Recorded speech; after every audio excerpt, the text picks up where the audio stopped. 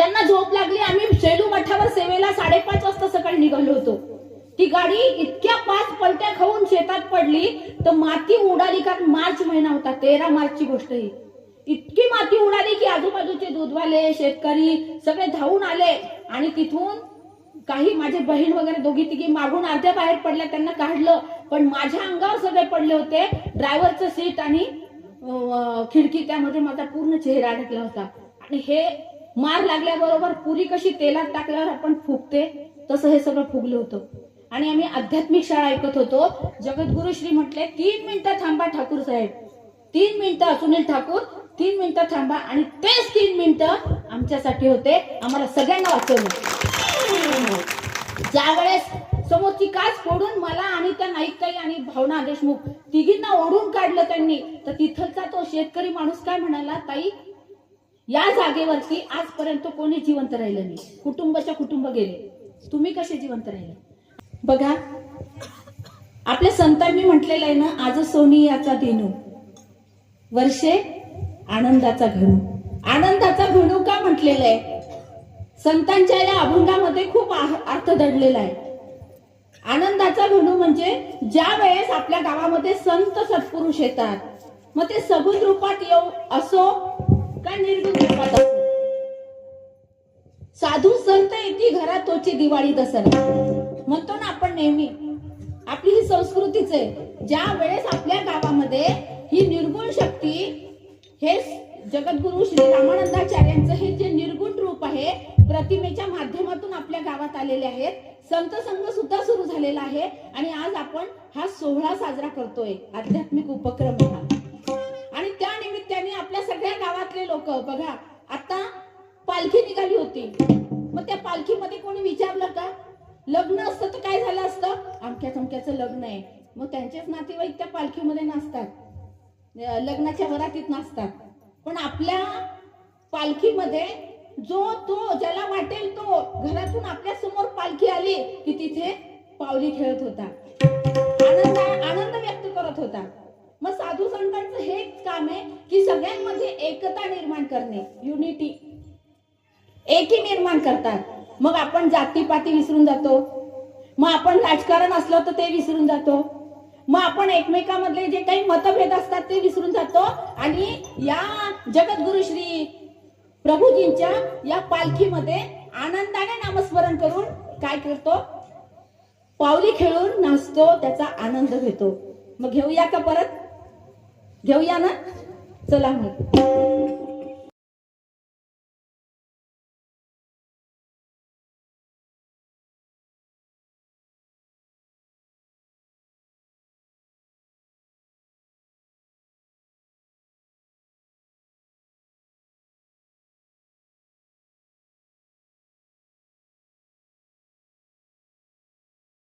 देव तुम्हारे चरणों में दो फूल चढ़ाने आया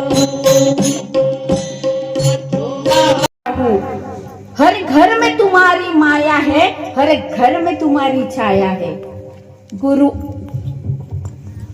गुरु या शब्दाचा अर्थ घेतला तर गुकार म्हणजे अंधकार आणि रुकार म्हणजे अंधकाराचा नाश करून प्रकाशाचा काय करतात, ते सगळं प्रकाशित करतात. म्हणजे अज्ञान रूपी अंधकार दूर करून आपल्यामध्ये जो ज्ञानाचा प्रकाश देतात त्यांना गुरु म्हणतात. लक्षात घ्या. मग आता गुरुदेव तुम्हारे चरणों में दो फूल चढ़ाने आया हूं. कोणते 2 फुलं सांगू शकाल कोणी? कोणते 2 फुलं घेते? कोणते 2 फुलं? गुलाबाचं, जास्वंदाचं का मोगऱ्याचं? 2 फूल चढ़ाने आया हूं. याच्यामध्ये खूप मोठा भावार्थ आहे. तो म्हणजे काय की मला पहिले मी माझं, मला हा जो अहंकार आहे तो अहंकार मी तुझ्या चरणावर अर्पण करणार आहे. हे पहिलं फूल. आणि दुसरं फूल म्हणजे माझ्या अंतःकरणातली भक्ती, माझी भक्ती रूपी फूल हे गुरुदेव मी तुमच्या चरणावर आज अर्पण करतोय. माझा सांभाळ तुम्ही करा, माझ्या जन्माचा उद्धार तुम्ही करा. कारण हा उद्धार फक्त एकच शक्ती करू शकते, ती म्हणजे सद्गुरु. भाविक हो, संत सद्गुरू हे करू शकतात. तर तुम्हाला थोडस अजून मी पुढे नेते. एकदा नारद मुनी भ्रमण करत करत करत करत वैकुंठात गेले. पहिले ब्रह्मदेवाकडे गेले. ब्रह्मदेवाने सांगितलं याचं उत्तर तुम्हाला विष्णुदेव देतील. विष्णुदेवाकडे गेले. विष्णुदेव म्हणजे त्यांचे आराध्य दैवत. नारायण नारायण नारायण सारखं नामस्मरण, सतत सतत चिकाटी सातत्य. नारद मुनी भक्ती म्हटलं की नारद मुनीचं रूप आठवतं ना आपल्याला, म्हणून त्यांनी भक्तिसूत्र लिहिलेली आहे. नारद भक्तिसूत्र म्हणून फेमस आहे. भाविक हो, नारद मुनी जेव्हा वैकुंठावर गेले, नारद मुनी जेव्हा वैकुंठात गेले तेव्हा विष्णुदेव पहुडलेले होते. आणि विष्णुदेवानी डोळे मिटले होते आणि सगळं चिंतन चालू होतं. कारण उत्पत्ती कोण करतं, जन्माला कोण घालतं, ब्रह्मदेव. स्थिती कोण करतं, पालन पोषण कोण करतं, विष्णुदेव. आणि आपला संहार कोण करतं, तर शिव, शंभू, महादेव. असे हे 3 देव आहेत की नाही. मग विष्णुदेव त्यांच्या याच्या ध्यानात मग्न होते आणि लक्ष्मी माता पाय चेपत होत्या देवांच्या पायात चेपत होत्या, सेवा करत होत्या. आणि नारद मुनी तिथे एकदम दत्त म्हणून उभे राहिले. नारायण नारायण नारायण. लक्ष्मी माता म्हणतात, देवर्षी अशी कोणती चिंता पडली की आपण एकदम दत्त म्हणून इथे आलात आणि नारायण नारायण जसं त्राहिमाम त्राहिमाम किंवा वाचवा वाचवा काहीतरी संकट येतंय अशी तुम्ही अचानक आलात देवर्षी. त्यांनी नमस्कार केला देवर्षी म्हणून लक्ष्मी मातेनी. आणि मग त्यांनी सांगितलं, माते मला एक खूप मोठा प्रश्न सतावतोय आणि त्याचं उत्तर मला आराध्यच माझे देव देऊ शकतील, म्हणजे विष्णुदेव देऊ शकतील. त्या म्हणाल्या ठीक आहे. विष्णुदेवाने डोळे उघडले आणि भाविक हो, डोळे उघडल्यानंतर पहिला प्रश्न विचारला त्यांनी. पहिला प्रश्न जेव्हा विचारला की देवा मला एक खूप मोठा प्रश्न पडलाय आणि तो प्रश्न असा आहे की मी पहिले तुम्हाला सांगतो की तुम्ही सत्ययुग, त्रेतायुग आणि द्वापार युगामध्ये प्रत्यक्ष पूर्ण अवतारात आले हो. पूर्ण म्हणजे सगुण रूपात आले, राम अवतारात आले. प्रभू रामाच्या रूपात येऊन आम्हाला धर्माचरण शिकवलं, सत्याचरण शिकवलं. आदर्श पुत्र कसा ते प्रभू रामचंद्रांमुळे आम्ही शिकलो. आदर्श पती कसा हे रामचंद्रांमुळे शिकलो, श्री प्रभू रामचंद्रांमुळे शिकलो. आदर्श मित्रही कसा हे श्री रामचंद्रांमुळे शिकलो. कारण सुग्रीव, विभीषण यांचे राज्य त्यांनी यांच्या सुग्रीवाच्या याच्यात वालीचा वध केला होता. ते राज्य तुम्हाला मिळण्याचा अधिकार होता तो, पण तुम्ही योग्य असं सुग्रीवाच्या हाती सुपूर्द केलं. तुम्ही मित्रत्व पाळलं आणि एक आदर्श या जगाला दिला. विभीषणाचा भाऊ रावण याचा वध केला आणि ते राज्य तुम्हाला मिळणार होतं, पण तुम्ही विभीषणाला दिलं. आदर्श मित्र, आदर्श राजा, प्रजेचं हित करणारा आदर्श राजा तुम्ही म्हणून आलात. देवा रावणाचा वध केला, तुम्ही आम्हाला धर्माचरण शिकवलं, धर्म शिकवला. द्वापार युगामध्ये तुम्ही श्रीकृष्ण परमात्म्याच्या रूपात आले देवा आणि तुम्ही कर्म शिकवलं. श्रीमद भगवद्गीता जेव्हा निर्माण झाली, ज्या वेळेस अर्जुन विषादग्रस्त झाला होता आणि तुम्ही अर्जुनाला सांगितलं तुझा क्षत्रिय धर्म आहे, क्षात्र धर्म आहे आणि तू युद्ध केलंच पाहिजे. आता हे युद्ध करायचं, पण अर्जुन तुमच्या भक्तीमध्ये, प्रेमामध्ये, तुमच्या नामामध्ये, तुमच्यामध्ये इतका बुडाला होता की त्याच्या समोर सगळं काही कसं दिसत होतं, सारखं दिसत होतं. ज्या कौरवांनी या पांडवांना लाक्षागृहामध्ये घातलं आणि पेटवून देणार होते, ज्या पांडवांना त्यांच्या अधिकाराचं राज्य देत नव्हते, तरी त्या कौरवांना पांडवातला अर्जुन काय म्हणतो, देवा कशाला युद्ध. अहो ते बघा द्रोणाचार्य गुरु आहे तो माझे, ते कृपाचार्य बघा ते गुरु आहे तो माझे. आणि आपणच म्हणता ना की गुरूंची प्रतारणा केली किंवा गुरूंची हत्या केली तर ब्रह्महत्येचं पातक लागतं. कसं युद्ध करणार. आणि हे बघा हे सगळे ना हे कौरव भाऊ आहेत माझे, माझे भाऊ आहेत आणि यांना मारून मी मुळीच नाही. धनुष्य खाली टाकलं, धनुष्य बाण खाली टाकला. तेव्हा देवा तुम्ही तुम्ही किती सुंदर मार्गदर्शन केलं की बाबा रे, तुला जो गैरसमज झालेला आहे ना, मी करतो. मी म्हणून आपण आता फुल कोणतं वाहिलं? अहंकाराचं. तू करणारा कोणी नाहीये, करता करविता हा वेगळा आहे. प्रवचनकार इथे प्रवचन करताना दिसतात, उद्या कोणत्या तरी ताई येतील, गुरुबंधू येतील, पण प्रवचन आम्ही करतच नाही. इकडून चार्जिंग होतं तेव्हा इकडून बोलल्या जातं. करता करविता इथे बसलेला आहे पाठीशी. तेव्हा अर्जुनाला सांगितलं की अर्जुना, तू मला जिंकले भक्तीने, मी तुझं सारथ्य करतोय, पण युद्ध तुलाच करायचंय. कर्म शिकवलं. श्रीमद भगवद्गीता मुखातून, श्रीमद भगवत म्हणजे भगवंताच्या वदनातून, वाणीतून आलेली गीता म्हणजे गेयता, काव्य आहे ते. आणि ती भगवद्गीता तेव्हा तुम्ही या जगाला दिली. ज्याला अनेक प्रश्न पडतात ते भगवद्गीता उघडून त्याचं उत्तर शोधतात. पण तेव्हा मला प्रश्न पडला हो खूप मोठा. कृतयुग गेलं म्हणजे सत्ययुग गेलं, द्वापार युग गेलं, त्रेतायुग गेलं, द्वापार युग गेलं, कलियुग येत आहे. कलियुग येत आहे. कली म्हणजे भ्रष्ट, कली म्हणजे दुष्ट, कली म्हणजे भ्रष्टाचार, अनाचार, दुराचार, व्यसनाधीनता, साधू संतांचा छळ, आई वडिलांचा छळ, संपत्तीसाठी भावाभावाचा वध, भावाभावाचा जीव घेणं, हे असं बरबटलेलं कलियुग आहे. कलियुगात तुम्ही कसे येणार देवा? कलियुगात तुम्ही कोणता अवतार घेणार? देवानी गालातल्या गालात स्मित केलं.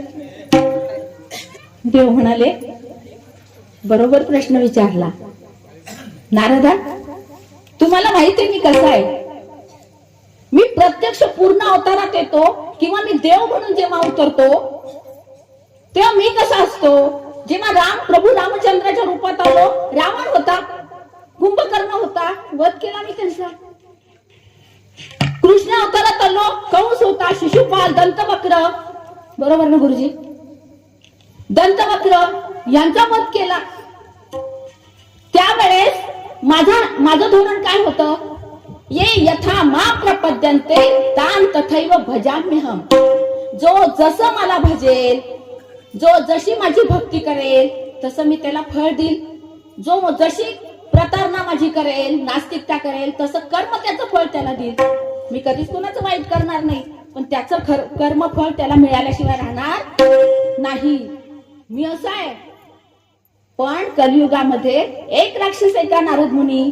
दाखवा बरं, तो राक्षस आहे. त्या राक्षसाला आता मी वध केला, संपला कलियुगातला कठोरपणा. नाही देवा, कलियुगात एक राक्षस नाहीये ना. मग देवाने सांगितलं, एक राक्षस नाही, अनेक राक्षसी वृत्ती आहे. अनेक राक्षसी वृत्ती आहे. कशी राक्षसी वृत्ती आहे? नवरा दारू पिऊन बायकोचा छळ करतो, राक्षसी वृत्ती. बायको संशय घेऊन नवऱ्याचा छळ करते, राक्षसी वृत्ती. नवरा बायको मिळून आई वडिलांचा छळ करतात, घराच्या बाहेर काढतात, आश्रमामध्ये टाकतात, राक्षसी वृत्ती. पैशासाठी, संपत्तीसाठी, जमिनीसाठी भाऊ भावाचा खून कराया लागला. जमिनीसाठी भाऊ भावाचा खून कराया लागला.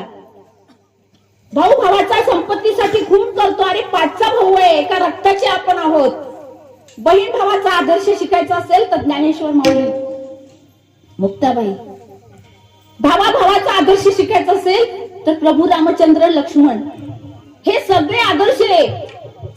पण हे कलियुग इतकं बरपटलेलं आहे. लांडी लबाडी, खोटेपणा, चोरी, साधू संतांचा छळ, टिंगल टवाळी, हे इतकं या कलियुगात राक्षसी वृत्ती आहे. पण मी पूर्ण अवतारात जाणार नाही, तर मी नित्य अवतारात जाणार. मी संतांच्याच रूपात जाणार. मी बोध करणार आहे, मी वध करणार नाही. ऐकलं का हो कोणी? कोणत्या संतांनी वध केला सांगा बरं? एक संत एकनाथ महाराजांच्या अंगावरती 108 वेळा तो ग्रहस्थ थुंकला, त्यांनी वध केला. संत तुकाराम महाराज जेव्हा मंदिरात दर्शनाला जायचे तेव्हा काटे रचले होते लोकांनी रस्त्यात. त्यांनी काही कोणाला शाप दिला सांगा? आपल्या ज्ञानेश्वर माऊलींना किती छळलं, भिक्षा नाही घातली. एवढंच कशाला तर आपले अनंत श्री विभूषित जगद्गुरु रामानंदाचार्यजी, श्री नरेंद्राचार्यजींच्या हा जो कार्य चाललं होतं, हे जगांना भक्ती मार्ग दाखवण्याचं कार्य चाललं होतं, व्यसन मुक्तीचं कार्य चाललं होतं. तरी सुद्धा काही वेळेस छळाला त्यांना सुद्धा सामोरं जावं लागलं. प्रचंड शक्ती असताना जगद्गुरु श्रींनी कधी कुणाला शाप दिला? बोला ओ बोला, नाही दिला. उलट तुम्ही जगा, दुसऱ्याला जगवा. किती सुंदर शिकवण दिली. मग अशा याच्यासाठी नारद मुनींना देवाने सांगितलं की नारद मुने, मी कलियुगामध्ये संतांच्याच रूपात जाणार, मी वध करणार नाही. मी शास्त्र सांगणार, मी शस्त्र हातात धरणार नाही. म्हणून हे संत. मग आता ही संत परंपरा कुठून सुरू झाली बरं? मग संत कसे आले? तर मग ज्या वेळेस ब्रह्मा, विष्णू, महेश ही 3 देवशक्ती एकत्र आली, अनुसूयेपोटी जन्म घेतला दत्तगुरु आणि आदिनाथ दत्तगुरूंपासून या संत परंपरेला, सद्गुरु परंपरेला सुरुवात झाली. भाविक हो, मग काय केलं दत्तगुरूंनी? नवनारायण सनाथ करुणी पंथ निर्मिला तुम्ही जना, आनंद भावे भजता सेवक करतील बदले तुम्ही जना, श्री गुरु दत्ता तुम्ही जना.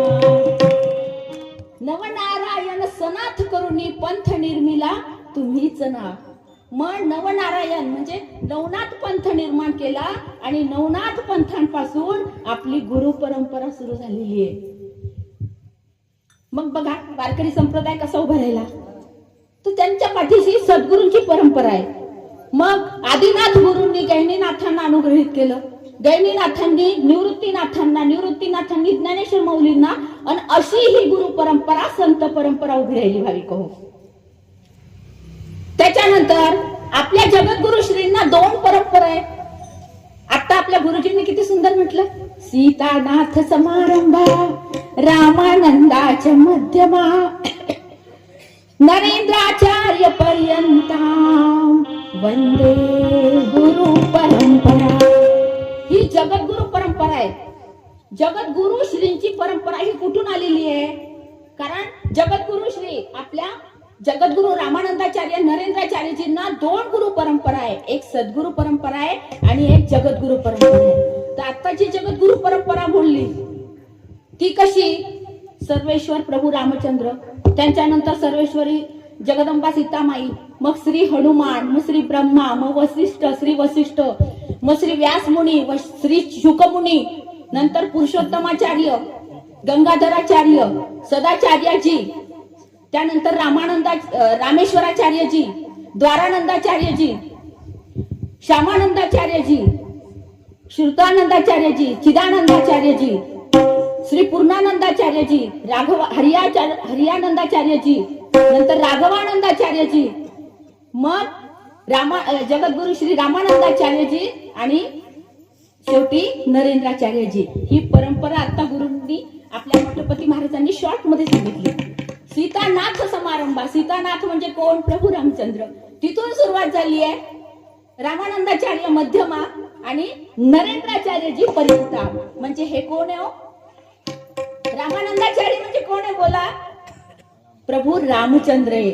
आणि प्रभू रामचंद्रांच्या दरबारात आपण बसलोय.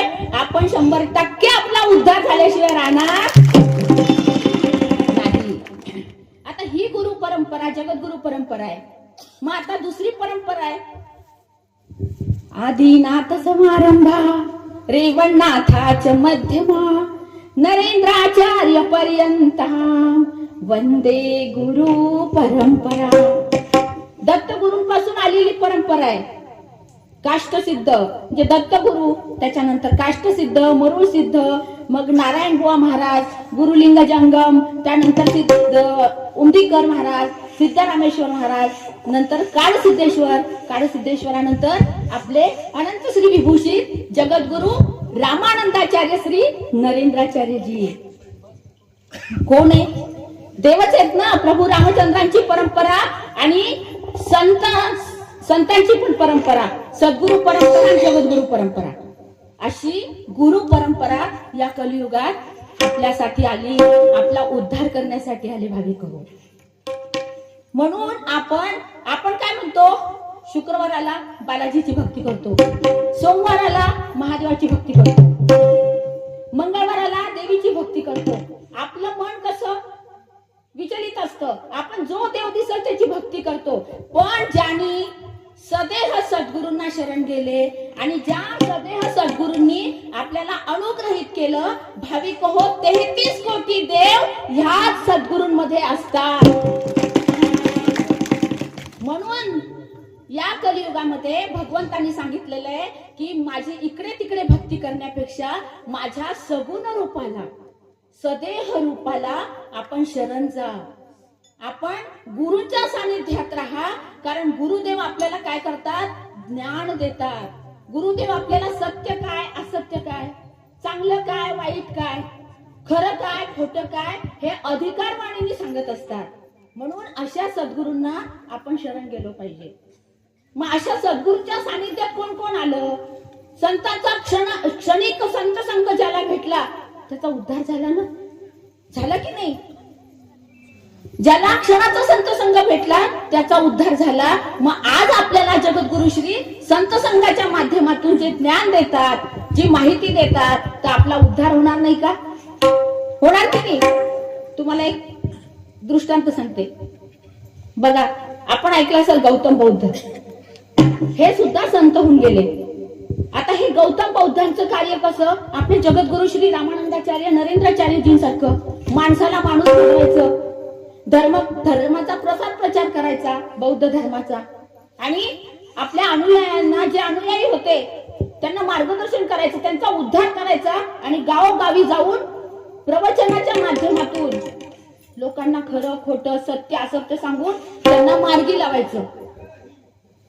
भाविक हो, असंच एकदा गौतम बुद्ध या धर्माच्या प्रसार प्रचारासाठी गावोगाव चालले. एका गावामध्ये आले. त्या गावात त्यांचा त्या दिवशीचा मुक्काम होता. त्या दिवशी मुक्काम केला. दुसऱ्या दिवशी सगळ्या अनुयायांना बोलावून घेतलं, धर्माची माहिती सांगितली, मानवतेची माहिती सांगितली, सत्य असत्य याचं मार्गदर्शन केलं. जसं आपले जगद्गुरु श्री रामानंदाचार्य आपल्याला संत संघातून, आध्यात्मिक शाळेतून, वारी उत्सवातून आपल्याला वारंवार जागृत करायचं काम करतात की बाबा रे, हा नरदेह लाखा मोलाचा आहे, असाच नाही भेटला आपल्याला. जेव्हा पाप आणि पुण्य समसमान झालं, किंवा जलचर, भूचर, खेचर या 3 योनी आहेत. आपण जलचर प्राणी होतो, आधी पाण्यातले जीवजंतू होतो, काहीतरी पुण्य संचय झाला. आपण भूचर म्हणजे या जमिनीवर, पृथ्वीवर वावरणारे पशु, वृक्ष, वेली या योनीतून आपण आलो, काहीतरी पुण्य संचय झाला. आकाशात विहार करणारे पक्षी होतो, खेचर म्हणजे पक्षी, खग म्हणजे आकाश, त्या योनीतून आलो, आणि पाप आणि पुण्य समसमान झालं. तेव्हा ह्या भगवंतानी मेहरबानी केली आणि हा सुंदर नरदेह आपल्याला दिला. बोलण्याची कला आपल्याला दिली की नाही. कुत्रा कधी बोलताना पाहिला, गाय, वासरू, बैल कधी बोलताना पाहिले का. आपल्याला बोलायची कला दिली, आनंद व्यक्त करण्याची कला दिली, दुःख व्यक्त करण्याची कला दिली. आपल्याला हा सुंदर नरदेह दिला की सेवा कर, दान धर्म कर, सत्कर्म कर, आणि या जन्मातून तू परत जन्म मृत्यूच्या फेऱ्यात अडकून पडू नको. भाविक हो, देहानी रंजल्या गांजल्यांची सेवा, सत्कर्म, मनानी भक्ती म्हणजे साधना, चित्तानी ध्यान धारणा, ह्यासाठी हा नरदेह दिला. आणि सांगितलं की तू सद्गुरूंना शरण जा, सद्गुरू 100% तुझा उद्धार केल्याशिवाय राहणार नाही. पोट तिडकीने आपल्याला जगद्गुरु रामानंदाचार्य नरेंद्राचार्यजी आजही सांगतायत. सकाळी आध्यात्मिक शाळा लावा तुम्ही, त्या आध्यात्मिक शाळेमधून पोट तिडकीने त्यांना बरं नसलं भाविक हो, थंडी असू दे, कुठला उत्सव होऊ दे, काही असू दे, तरी जगद्गुरु श्री म्हणतात माझ्या लेकरांच्या कल्याणासाठी मला कितीही त्रास झाला तरी चालेल, पण मी यांचा उद्धार करणारच. मग त्यांना जर एवढी आस लागली आपला उद्धार करण्याची, तर मग आपल्याला पण तेवढी भूक लागली पाहिजे ना, की हो गुरुदेव आम्ही तर अज्ञानी पामर आहे, आम्हाला तर काहीच येत नाही. मग लीनतेनी नम्रतेनी लढीवाळपणे लेकरासारखं गुरूंना शरण गेलं तर गुरु आपल्याला उचलून धरतात.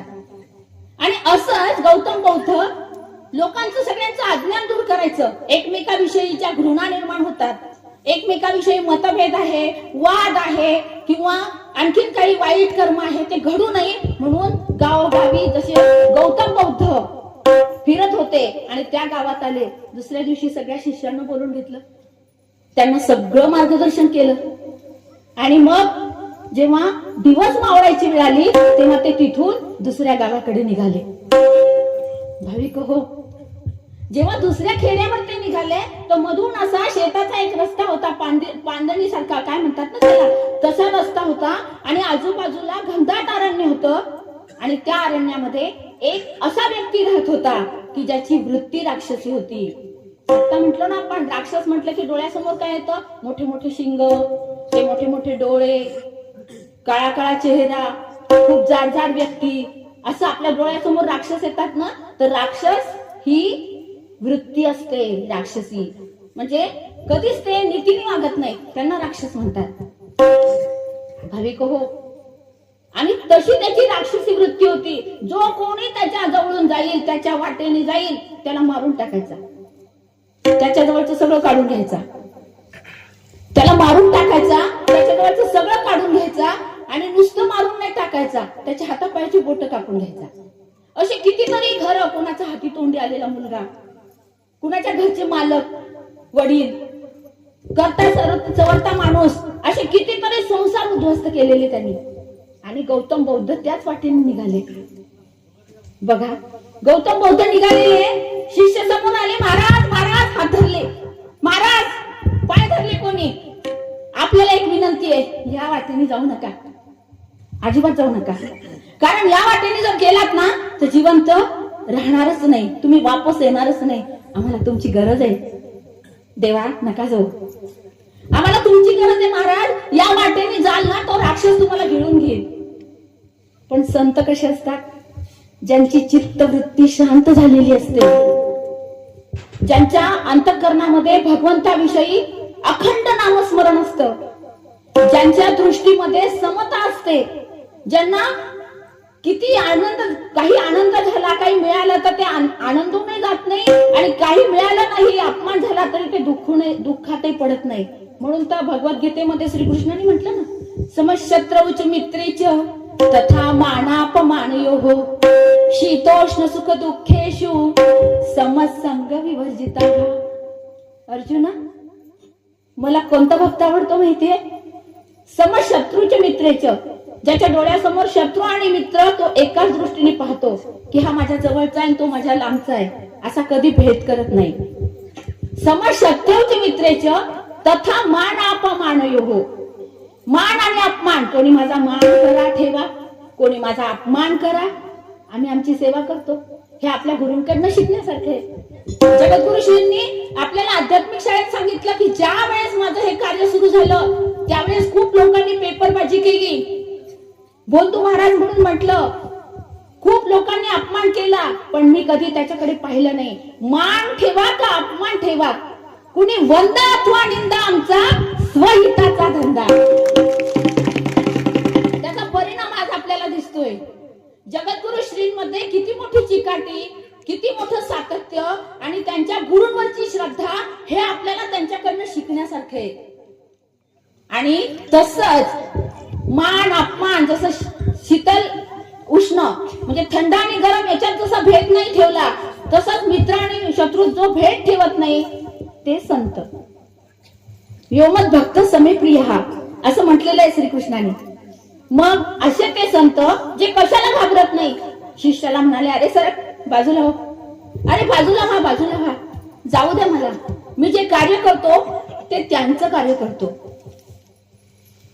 मी त्यांचं कार्य करतोय, तुम्ही सगळा रस्ता सोडा, बाजूला व्हा, मला जाऊ द्या, जे होईल ते त्यांनी विधिलिखित लिहिलेलं आहे. गौतम बौद्ध निघाले, सगळे शिष्य घाबरायला लागले, आता काय करावं, आता यांना मारून टाकणार, कारण आपलं अज्ञान असतं ते, आता मारून टाकणार, आता काहीतरी होणार. जाऊ नका तुम्ही. त्यांनी ऐकलं नाही, ते निघाले. कारण चित्तवृत्ती शांत होती, जराही विचलित नव्हती. आपल्याला बिबट्या आला कळू दे, बरोबर ना? बिबट्या आला म्हटला की दार बंद. आणि अशा परिस्थितीत ते निघाले, चालले आपले त्यांच्या नामस्मरणात वगैरे. आणि गेल्यानंतर ज्या ठिकाणावर ते चालले त्या एका झाडाखाली तो अंगुलीमाल नावाचा तो राक्षसी वृत्तीचा व्यक्ती बसलेला होता. नराधम म्हटलेले त्याला. तो तिथे बसलेला होता आणि तो जोरात ओरडला, अरे कोण चाललंय तिकडे, अरे कोण आहे तो, कोण चाललंय तिकडे. यांनी मागे वळून सुद्धा पाहिलं नाही, कोण मला आवाज देत का, कोण माझ्या जीवावर उठलंय. हे आपले शांत चित्ताने चाललेले. बघा, प्रसंग संकटाचा आहे. आपण काय केलं असतं, पहिली गोष्ट आपण गेलोच नसतो. नको बाबा, तिकडनं जाणूच नको त्या रस्त्यातनं. त्यांनी शांततेने चालले. उदय सविता रक्तो रक्तास्तमने तथा संपत्तीच विपत्तीच साधू नाम एक रूपता. जसं सूर्य उदय होतो तेव्हा त्याचा रंग कसा असतो, बोला की, लाल रंगाचा असतो की नाही. आणि सूर्यास्त होतो तेव्हा सूर्याचा रंग कसा असतो, लालच रंगाचा असतो. म्हणजे सूर्य उगवताना सुद्धा ज्या स्थितीत असतो, मावळताना सुद्धा त्या स्थितीत असतो. तशाच प्रकारे साधू नामेक रूपता संपत्तीच विपत्तीच. संकट आलं तरी ते स्थितप्रज्ञ, आनंद झाला तरी स्थितप्रज्ञ. असे हे संत सद्गुरू आपल्याला लाभतात. आणि भाविक हो, हे चाललेले, तो धावत धावत आला, तो धावतोय आणि हे शांत चित्ताने चाललेले. आणि जाऊन त्यांच्या समोर उभं राहिला. कोण आहे तू, कारण तो राक्षसच होता ना. कोण आहे तू हिम्मत कशी केली इथून जायची. त्यांनी नुसतं त्यांच्याकडे बघितलं, दृष्टिक्षेप. म्हणून जगद्गुरु श्री नेहमी म्हणतात ना, जे आत्मज्ञानी आत्मसाक्षात्कारी संत सद्गुरू असतात त्यांच्या दृष्टीत सामर्थ्य असतं. आपल्या जगद्गुरु श्रींच्या समोर आपण जर काही आजार घेऊन गेलो भाविक हो, आणि त्यांची नुसती दृष्टी जरी आपल्यावर पडली तरी आपण म्हणतो ना, बाई मस्तक दुखत होतो, पण जगद्गुरु श्रींची दृष्टी पडली आणि माझं डोकं दुखणंच थांबलं. एवढी ताकद या संतांमध्ये असते. तसाच त्यांचा दृष्टिक्षेप त्याच्यावरती पडला. आणि म्हणाले, कोण आहे तू, कुठे चाललास. ते म्हणाले, मी माझ्या कार्याला चाललोय. हिम्मत कशी झाली या इथून जायची. परत त्यांनी त्यांच्याकडे दृष्टिक्षेप टाकला. तुम्ही मला घाबरत कसे नाही. परत त्यांनी विचारलं. ते म्हणाले, मी का घाबरू, ज्यांनी सगळं निर्माण केलं तोच सगळं संपवणार, त्यामुळे कोणाला घाबरायची गरज नाही. मग त्याचा कुठेतरी थोडी लिंक लागू लागली की हे कोणीतरी वेगळे व्यक्ती दिसतात. मग ते म्हणाले, तुम्हाला माहित नाही का मी कोण आहे. अंगुलीमाल. अंगुलीमाल याचा अर्थ काय माहितीये. त्यांनी सांगितलं, जो या ठिकाणावरून गेला त्या लोकांना मारून मी त्यांचे बोट कापले, हाताचे 10 आणि पायाचे 10 असे 20 बोट कापले आणि त्याची माया गळ्यात करून घातली, म्हणून मला अंगुली माल म्हणतात. भाविक हो, त्यांनी पाहिलं. ते म्हणाले, हा काय पराक्रम आहे का, हा काय पुरुषार्थ आहे का. आता बघा त्याच्यामध्ये कसा बदल होतोय. मग तो म्हणतो, पण तुम्ही मला घाबरत नाही. ते म्हणाले, हो मी का घाबरू. मग म्हणाला, माझ्यामध्ये खूप मोठी ताकद आहे, मी सगळ्यात श्रेष्ठ आहे. या पृथ्वीवरती माझ्या इतकं श्रेष्ठ कोणीच नाही. हवं तर माझ्याशी चॅलेंज करा, म्हणजे हवं तर मला शर्यत लावा. आता बघा बुद्धी त्याची कशी सरकायला लागली. मग गौतम बौद्ध म्हणाले, ठीक आहे, मी तुम्हाला काही अटी देतो, त्या माझ्या अटी पूर्ण करा आणि तुम्हाला मारायचं मला मारून टाका, खायचं खाऊन टाका, पण जर माझी अट पूर्ण झाली नाही तर मी काय करणार, माझं तुम्हाला ऐकावं लागेल. ते म्हणाले, ठीक आहे. भाविक हो, गौतम बौद्धांनी 2-3 अटी घातल्या. त्या अटी कोणत्या.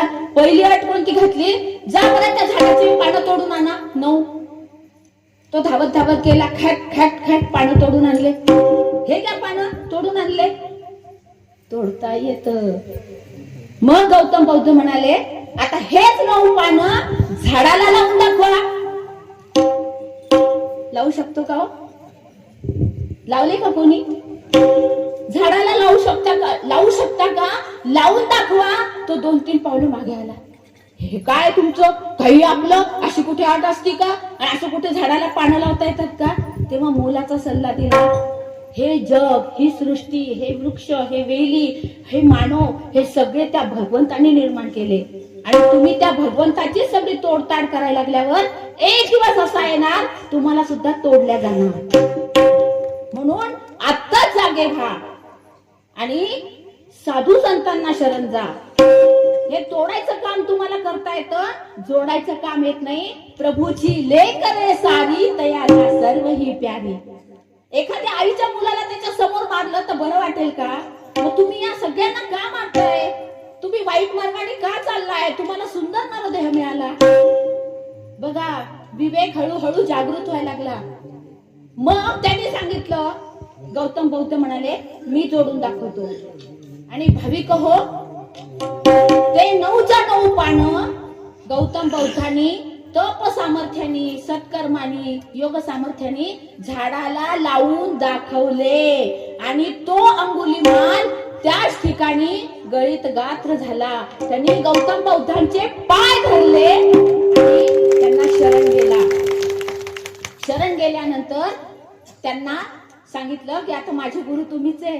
मला कोणी मार्ग दाखवला नाही, कोणी मला एवढ्या अधिकारवाणीने समजून सांगितलं नाही. मी वाईट कर्म करत गेलो आणि माझ्याकडून वाईट केलं. देवा माझा उद्धार करा, देवा माझा उद्धार करा. मग गौतम बौद्धांनी त्यांना शिष्य म्हणून स्वीकारलं आणि गुरु कृपेने तो एक अंगुलीमाल राक्षसी वृत्तीचा माणूस कोण झाला? एक अधिकारी, उत्तम असा धम्म प्रसारक अधिकारी शिष्य बनला. हे कार्य फक्त संत आणि सद्गुरूच करू शकतात. मारलं का त्याला? वध केला का त्याचा? नाही. मग आजही अशा घटना घडतात. असे काही लोक जगद्गुरु श्रींकडे येतात, जगद्गुरु श्रींची सुद्धा प्रतारणा करतात. पण जगद्गुरु श्री काय सांगतात की माझ्या दरबारात आस्तिक येऊ दे, नास्तिक येऊ दे, कुठल्याही जातीचा येऊ दे किंवा कोणताही व्यक्ती येऊ दे, मी त्याचं 100% कल्याणच करणार. आणि आपल्या सगळ्यांना माहितीये, आधी केले मग सांगितलेले. कारण जगद्गुरु श्री सुद्धा आधी आई वडिलांप्रमाणे भक्ती करायचे. आपण एक अभंग ऐकूया. सद्गुरु तो माया मिले करो,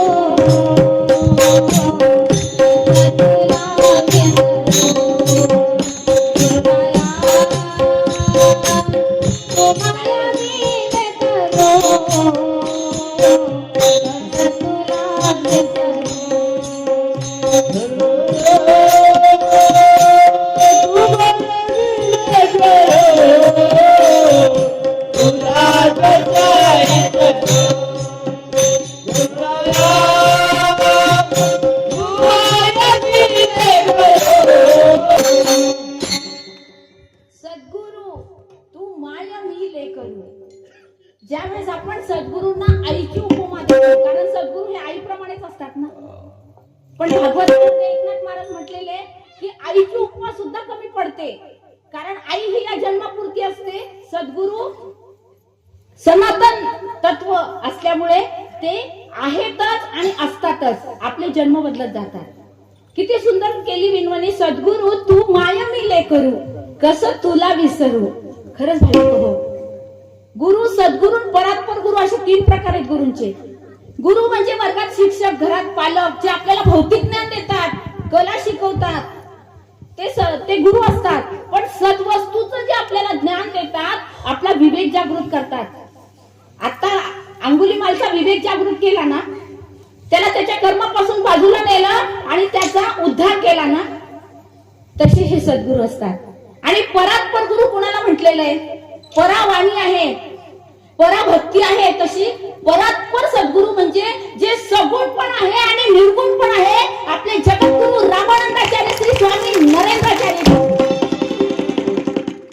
परात्पर गुरु सगुणात आणि निर्गुणात पण. अशा सद्गुरूंना प्रार्थना केली की मी कसं विसरू देवा तुला. आणि सद्गुरूच आपल्याला योग्य मार्ग दाखवतात. भाविक हो, आज या कलियुगाच्या अंतिम क्षणी आपल्याला जगद्गुरु श्रींनी आधी केले मग सांगितले. आपल्या सगळ्यांना माहितीये आई वडील दत्त भक्ती करायचे. परत एकदा सांगते सगळ्यांना, इथे संत संघ जरी असला तरी नवीन लोक आलेले आहेत, आपल्या सगळ्यांना कळलं पाहिजे की जगद्गुरु श्री सुद्धा लहानपणापासून दत्त भक्ती करायचे. आणि दत्त महाराजांनी नंतर दृष्टांत दिला की तुम्ही गजानन संत शिरोमणी गजाननाची उपासना करा. आणि मग कोण कुठले गजानन महाराज, ध्यास धरला. गुरु से बडा गुरु का ध्यास. दत्त महाराज म्हणतात गजाननाची उपासना करा, ते तुमचं उपास्य दैवत आहे. नाणीजला आले आणि गजानन महाराजांचा मंत्र तरी कोणता, भक्ती तरी कशी करू, ध्यास धरला. केला मनी असा धावा, मनाला ज्ञान बोध व्हावा, म्हणून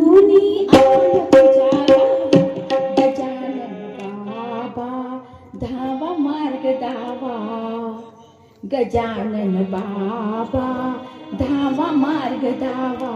गजानन बाबा, गजानन महाराज तुम्ही कोण, कसे रूप आहे तुमचं, तुमचा मंत्र कोणता आहे, ध्यास धरला. आणि मग दिवाळीच्या पाडव्याला म्हणजे बलिप्रतिपदेच्या दिवशी संत शिरोमणी गजानन महाराजांनी आपल्या प्रभूजींना स्वप्न दृष्टांत दीक्षा देऊन टाकली. आणि स्वप्नात दर्शन दिलं, गणगण गणात होते, गणगण गणात होते या मंत्राचा जप करा.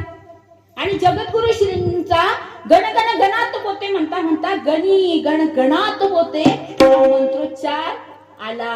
आणि त्या दिवसापासून संत शिरोमणी श्री गजानन महाराजांनी सांगितलं की ठीक आहे, गणगण गणात होते हा त्यांचा मंत्र आहे, म्हणजे गजानन महाराजांचा आहे. आणि गणगण गणात होते हा यांचा मंत्र आहे. म्हणून येता जाता उठता बसता ध्यास धरला. सगुण रूपात दर्शन देत नाही, म्हणून पंढरपूरला जाऊन अनुष्ठान केलं भाविक हो. अन्न पाण्याचा त्याग करून जोपर्यंत सगुण रूपात मला गजानन महाराज दर्शन देणार नाही तोपर्यंत मी अन्न पाणी वर्ज्य. आणि सगळ्यात शेवटी देव सहसा भेटतो का सांगा. शेवटी गजानन महाराजांनी शेवटपर्यंत कसोटी घेतली आणि नंतर आत्मसमर्पण करायला जगद्गुरु श्री निघाले असताना त्यांना सगुण रूपात दर्शन दिलं भाविक हो. भक्ती कशी भक्ती केली हे त्यांनी अधिकाराने आपल्याला शिकवलं. भक्ती कशी करायची हे त्यांनी शिकवलं आपल्याला. आणि हे संत आधी स्वतः करतात मग आपल्याला शिकवतात. भाविक हो, गजानन महाराजांनी सांगितलं प्रपंच करून परमार्थ करता येतो. तुम्ही नाणीजला जा, मंदिर बांधलं. जे जी मंडळी त्यांच्या सानिध्यात येत होती त्यांना सगळ्यांना एक त्यांच्यातलं अलौकिक सामर्थ्य दिसत होतं. कोणाची नोकरीची बदली व्हायची, ते नाणीजला दर्शनाला आले की त्यांची बदली होत होती. कुणाला संतती नाही, संतती होत होती. म्हणून जगद्गुरु श्रींनी पाहिलं की ही सगळी लोक इथे येऊन आपलं साध्य साधून घेतात, ह्या लोकांना भक्ती मार्गाला लावलं पाहिजे. म्हणून त्यांनी चिंतन केलं.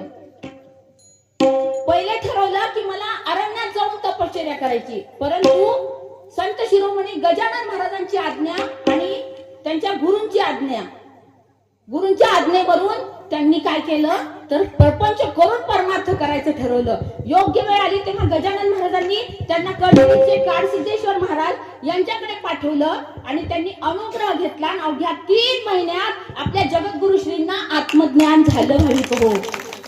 म्हणून आपल्याला त्यांच्या दृष्टीत सामर्थ्य दिसतं, त्यांच्या वाणीत ताकद आहे, त्यांच्या स्पर्शात ताकद आहे, त्यांची जे जे भक्ती करतात त्याच्यामध्ये ताकद आहे. आता आपण इथे संत संघ करतो, कोण कोण येतं संत संघाला हातवरती करा. इतकेच येतात, हा इकडे पण आहे. कारण ही संत संघ का करायचा आपण, कारण ही सामूहिक साधना आहे. हा संत संघ आपण केला पाहिजे. त्यांची ही जी प्रतिमा आहे ती निर्गुण प्रतिमा असते आणि त्याच्यात प्रचंड शक्ती बसलेली आहे ती जगद्गुरु श्रींची. ज्यावेळेस आपण आरतीच्या ठिकाणी जातो, संत संघाला जाऊन बसतो, त्यावेळेस आपल्या घरामध्ये असणारे पितृदोष, वास्तुदोष, आपल्या कर्माचे कर्मदोष असे घिरट्या घालत असतात अटॅक करण्यासाठी आपल्यावर. मग आपण म्हणतो ना, अरे मी इतकं देवाचं करते, मी तीर्थयात्रा केल्या, मी दान धर्म केले, पण आमच्या घरात सुख शांतीच नाही. माझ्या मुलाचं लग्न, नोकरीच लागत नाही, मुलीचं लग्नच होत नाही. कारण आपल्याला ते दिसत नसतं. ते दिसतं कोणाला तर ह्या शक्तीला दिसतं. आणि मग अशा वेळेस आपले जगद्गुरु श्री सांगतात की संत संघात येऊन बसा. आरती करा, सेवा करा, साधना करा. बघा तुमच्या संसाराचं नंदनवन नाही केलं तर सांगाल ते ऐकेल. एवढी ताकद त्यांच्यामध्ये. एवढ्याच टाळ्या. संसाराचं नंदनवन होतंय आपल्या. बायका, पोरं, संपत्ती, उपाधी सगळं मिळतंय गुरुकृपेने. संत संघात येऊन बसा. मग जगद्गुरु श्रींनी आत्मचिंतन केलं की हे लोक दुःख दुःख करून वाईट मार्गाकडे जात आहेत. मग पहिले विचार केला दुःख कशामुळे येतं. प्रवचनातून आपल्या जगद्गुरु श्रींनी सांगितलं की आपण ज्या दुःखाला कवटाळून बसतो ना त्या दुःखाची काही कारण आहेत. आपल्या जीवनामध्ये दुःख कशामुळे येतं तर पहिलं कारण आहे मना तू चिरे पूर्व संचित केले तया सारिखे भोगणे प्राप्त झाले. जे मागच्या जन्मात कर्म केलेले ते इथे फेडावं लागतं. ते दुःख. दुसरं दुःख, दुसरं कारण नियोजनाचा अभाव.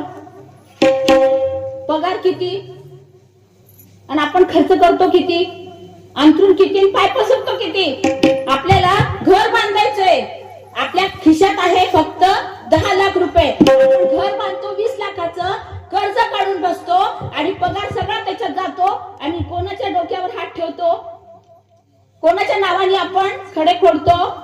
देवा मला दुःख दिलं तू. देव म्हणतो ना आहार निद्रा भय पैथून सर्व योनी समान परंतु मनुष्य देहीचे ज्ञान अधिक जाण सर्वांशी. प्राणी मात्र आपल्यासारखं खाणं खातात, आपणही जेवतो, आपल्याला संतती होते, वासना त्यांना पण संतती होते. निद्रा आपण झोपतो, ते झोपतात. भीती आपल्यालाही वाटते, त्यांनाही वाटते, पण बुद्धी नावाचा प्रकार आपल्याला दिलेला आहे. म्हणून जगद्गुरु श्री सांगतात की त्याच्यासाठी नियोजन केलं पाहिजे. उद्या माझ्याकडे 10 लोक जेवायला येणार आहे, मग मी आज नको त्याची तयारी करायला. भाजी किती लागणार, भात किती लागणार, तांदूळ किती लागणार, गोड मिष्टान्न करायचं, काहीतरी गोड स्वीट करायचं, काय आणावं लागणार, काय मला परवडणार, माझ्याकडे खर्चाचं प्रमाण किती, आपण विचारच करत नाही. म्हणून जगद्गुरु श्रींनी सांगितलं नियोजनाचा अभाव, त्याच्यामुळे जीवनात दुःख येतं. तिसरं कारण संगती संगदोषाः. तुम्ही ज्या संगतीत जाल तसंच वाहत जाल. संत संघात येऊन बसले 100% चांगलं झाल्याशिवाय राहणार नाही. पण आपण दारू, बिडी, गाडी, बाटली, बाई अशा लोकांच्या संगतीत गेलं ते म्हणतील पाठ झालं तुमचं सगळं. सगळ्या ह्याच्यातून गेलो ना आम्ही, ह्या सगळ्या ह्याच्यातून गेलो म्हणून ते येतं ना. या सगळ्या मार्गातून जर तुम्ही तिथे जाऊन बसले तर लोक म्हणतील अरे तो पण चोर आहे. तुम्ही साधे सात्विक जरी असलात तरी संगती संगदोषाः. तिसरं कारण आहे संगत. आणि चौथं कारण आपल्या जगद्गुरु श्रींनी सांगितलं अध्यात्म, विज्ञान आणि व्यवहार. या 3 गोष्टीची सांगड घालून जर आपल्याला जगता आलं तरच आपण यशस्वी होतो. आपण त्या 3 गोष्टीची सांगड घालून जगत नाही, म्हणून जीवनात दुःख येतं. मग हे दुःख येतं तर या दुःखावर कोण मात करतं. तर या दुःखावर मात करण्यासाठी जगद्गुरु श्रींनी सांगितलं दिवसातून फक्त 10 मिनिटं वेळ काढा आणि भक्ती करा. भक्ती म्हणजे मनाचा व्यायाम आहे. भक्ती ही संकटावर मात करते. भक्ती घाली धाकही काळा तुमची कृपा आनंद मिळा. मग जगद्गुरु श्रींनी सांगितलं तुम्ही मला भक्ती द्या, मी तुम्हाला स्थैर्य दिल्याशिवाय राहणार नाही. घोषवाक्य आहे की नाही जगद्गुरु श्रींचं घोषवाक्य की तुम्ही मला भक्ती द्या, मी तुम्हाला स्थैर्य दिल्याशिवाय राहणार नाही. मग भक्ती करायची म्हटल्यानंतर पहिले आपल्याला कळलं पाहिजे भक्ती कशी करायची. अंतर्मन, बहिर्मन 2 मन आहेत ना. 2 मन आहेत की नाही. आपण म्हणतो ना काय निर्णय घ्यावा कळतच नाही. एक मन म्हणतो हो कर कर, दुसरं मन म्हणतो नको करू नको करू. म्हणजे एक अंतर्मन असतं इथे बसलेलं आहे आणि दुसरं मन घरी गेलं बाई कॉमेडी सिरियल चालू झाली असेल आता, कधी आटपती ही बया. बरोबर आहे ना. एक मन बाहेर गेलं, हे किती वेळचं चाललंय भरडणं. म्हणजे मन बाहेर गेलेलं आहे ते बहिर्मन आहे. इथे बसलेलं मन आहे ऐकतंय, हा छान ऐकायला मिळतं, देवाचं नामस्मरण आपल्याला श्रवण करायला मिळतं, ते अंतर्मन आहे. म्हणून जगद्गुरु श्रींनी सांगितलं ज्या वेळेस अंतर्मन आणि बहिर्मन हे एकाग्र होईल त्यावेळेस काय होणार तर आपलं मन सुदृढ होणार. मग ते मन एकाग्र करण्यासाठी आपल्याला काहीतरी पाहिजे की नाही, निशाणा. मग जगद्गुरु श्रींनी सांगितलं तुम्हाला ज्या देवाची करायची त्या देवाची भक्ती करू शकता, पण एकाग्रतेने करा. आणि तुम्हाला जर वाटत असेल नाही एवढे लाखो लोक जर जगद्गुरु श्रींची भक्ती करतात, एवढे लाखो लोक जर रात्री अपरात्री जेव्हा म्हटलं तेव्हा सेवेला हजर होतात, म्हणजे नक्कीच त्यांच्यामध्ये काहीतरी सामर्थ्य असलं पाहिजे. म्हणून ज्यांना वाटत असेल की नाही माझ्या घरात सुख शांती समाधान आली पाहिजे, त्यांनी जगद्गुरु श्रींचा छोटा फोटो मिळतो, तो फोटो आपल्या घरी घेऊन जा. आणि ज्यांना वाचता येत असेल त्यांनी काय करायचं, श्री लीलामृत 18 दिवसात 18 पुराणाचं सार आपल्या जगद्गुरु श्रींनी आपल्यासाठी 21 अध्यायामध्ये तो श्री लीलामृत ग्रंथ लिहिला. आता 18 श्रीमद भगवत गीता किती अध्यायाची आहे गुरुजी? 18. महाभारत किती दिवस चाललं? युद्ध किती दिवस चाललं? 18 दिवस. युद्धाला सैन्य किती होतं? 18 औक्षैनिक. मग ते तत्व आणि हे तत्व वेगळे का? नाही, एकच आहे. म्हणून 18 दिवसात 18 अध्यायाचं 18 पुराणाचं सार जगद्गुरु श्रींनी श्री लीलामृत ग्रंथ लिहिला. त्या ग्रंथामध्ये 21 अध्याय लिहिले आणि आपल्याला सांगितलं की माझ्या लेकरा, तुझ्या घरात जी काही अडचण आहे, मग दारू असेल, मग तुमच्या घरात पितृदोष असतील, किंवा यश नसेल, आपसात पटत नसेल, मन स्थिर राहत नसेल, तर तुम्ही काय करा, जगद्गुरु श्रींची प्रतिमा पुढे ठेवा आणि त्यांच्या समोर बसून एकाग्रतेने रोज एक अध्याय वाचा. एक अध्याय वाचायला काही लागेल का? त्याला काही पैसे लागतात का? काहीच नाही. एवढे सांगितलं. आपल्या घरात वयोवृद्ध लोक आहेत, त्यांची सेवा करा. आपले मालक ड्युटीला जात असतील, शेतात जात असतील, मुलं, आधी त्यांना खायला प्यायला करून ठेवा. नंतर आपण सुद्धा काही खाल्लं तरी चालतं, कांदा लसणाचं बंधन नाही. पण एकाग्रतेने मन प्रसन्न करून तुम्ही ती भक्ती करायला बसा 10 मिनिटच आणि अध्याय वाचा. तो अध्याय कसा वाचायचा? तर ज्या वेळेस मी गजर घेतल्यानंतर तिथे निर्गुण रूपात हजर असतो, त्यावेळेस तुम्ही जर अध्याय वाचला मनापासून एकाग्रतेने, तर तुमचं नक्कीच कल्याण होईल. मग आता अध्याय कसा वाचतो आपण? बरेच जण म्हणतात, ताई 1 वर्ष झालं मी पारायण करते, अध्याय वाचते, पण मला अनुभवच नाही आला, कसा येईल? यांना अपेक्षित अशी भक्ती केली पाहिजे की नाही? कशी करायची? श्री गणेशाय नमः, श्री सरस्वती नमः, श्री गुरुभ्यो नमः.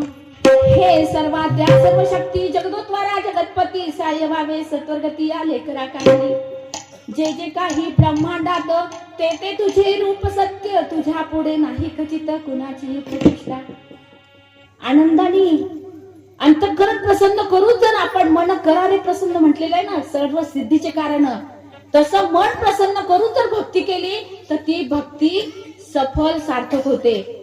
पण आपण काय करतो, आता एखाद्या ताईलाच म्हणा, ताई तुमची साडी किती सुंदर आहे, तुम्ही किती सुंदर दिसता, तर ताईला किती आनंद होईल. हो थँक्यू, छान दिसते मी.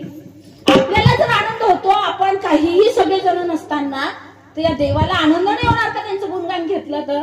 होईल की नाही? तसं देवाला आवडत असतं. पण आपण काय करतो, श्री गणेशाय नमः, मी साधनेला बसले बरं का, कोणी आता बिलकुल बोलू नका मध्ये, हा माझी साधना चालू आहे. श्री गणेशाय नमः, श्री सरस्वती नमः, श्री गुरुभ्यो नमः. हे सर्वाद्या सर्व शक्ती जगदोद्वारा जगतपती साय व्हावे सत्वरगती आले करा कारणे. जे जे काही ब्रह्मांडात ते ते तुझे रूप सत्य. 2 शिट्ट्या झाल्या कुकरच्या, गॅस कमी कर. नाहीतर बरेचदा मी बुलढाणा जिल्ह्यामध्ये गेले होते प्रवचनाला. प्रमुख ताई होत्या, त्या नाव नाही घेत, प्रमुख होत्या त्या ताई. त्या म्हणाल्या आपल्याला संध्याकाळी प्रवचनाला जायचं, माझी साधना राहिली. यशोताई तुम्ही डायनिंग टेबलवर इथेच बसा वाचायला. मी आपले संतांची पुस्तकं सापडले त्यांच्याकडचे, म्हणून मी वाचन करत होते. मी साधना करते, मला ना 2-3 फोन येणार आहे. म्हटलं हो तुम्ही साधना एकाग्रतेने करा, मी बघते ते काय करायचं ते. ठीक आहे, झालं. त्या साधनेला बसल्या. पहिले त्यांचं वाचन झालं, अध्याय वाचन झालं, आणि नंतर त्यांनी जपमाळ हातात घेतली, त्यांची साधना सुरू झाली आणि त्यांचा फोन वाजल्यावर आता मी त्या फोन जवळच होते की नाही, मी फोन हातात घेतला. माझ्या 2च माळी राहिल्या. नाही आवडत देवाला. विनोदाचा भाग जर सोडला ना, तर देवाला काय आवडतं? आला नाही तोवर तुम्ही जातो म्हणता का? आला नाही तोवर तुम्ही जातो म्हणता का? थोडे थांबा ना बाप्पा, थोडे थांबा ना बाप्पा, थोडे थांबा. आला नाही तोवर तुम्ही जातो म्हणता का? आला नाही तोवर तुम्ही जातो म्हणता का? थोडे थांबा ना बाप्पा, थोडे थांबा ना.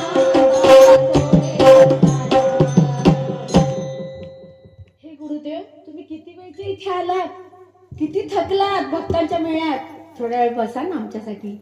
म्हणजे इथे निर्गुण शक्ती आहे, हे ज्यावेळेस आपलं मन मान्य करेल त्यावेळेस त्याला यावंच लागतं आणि येतात.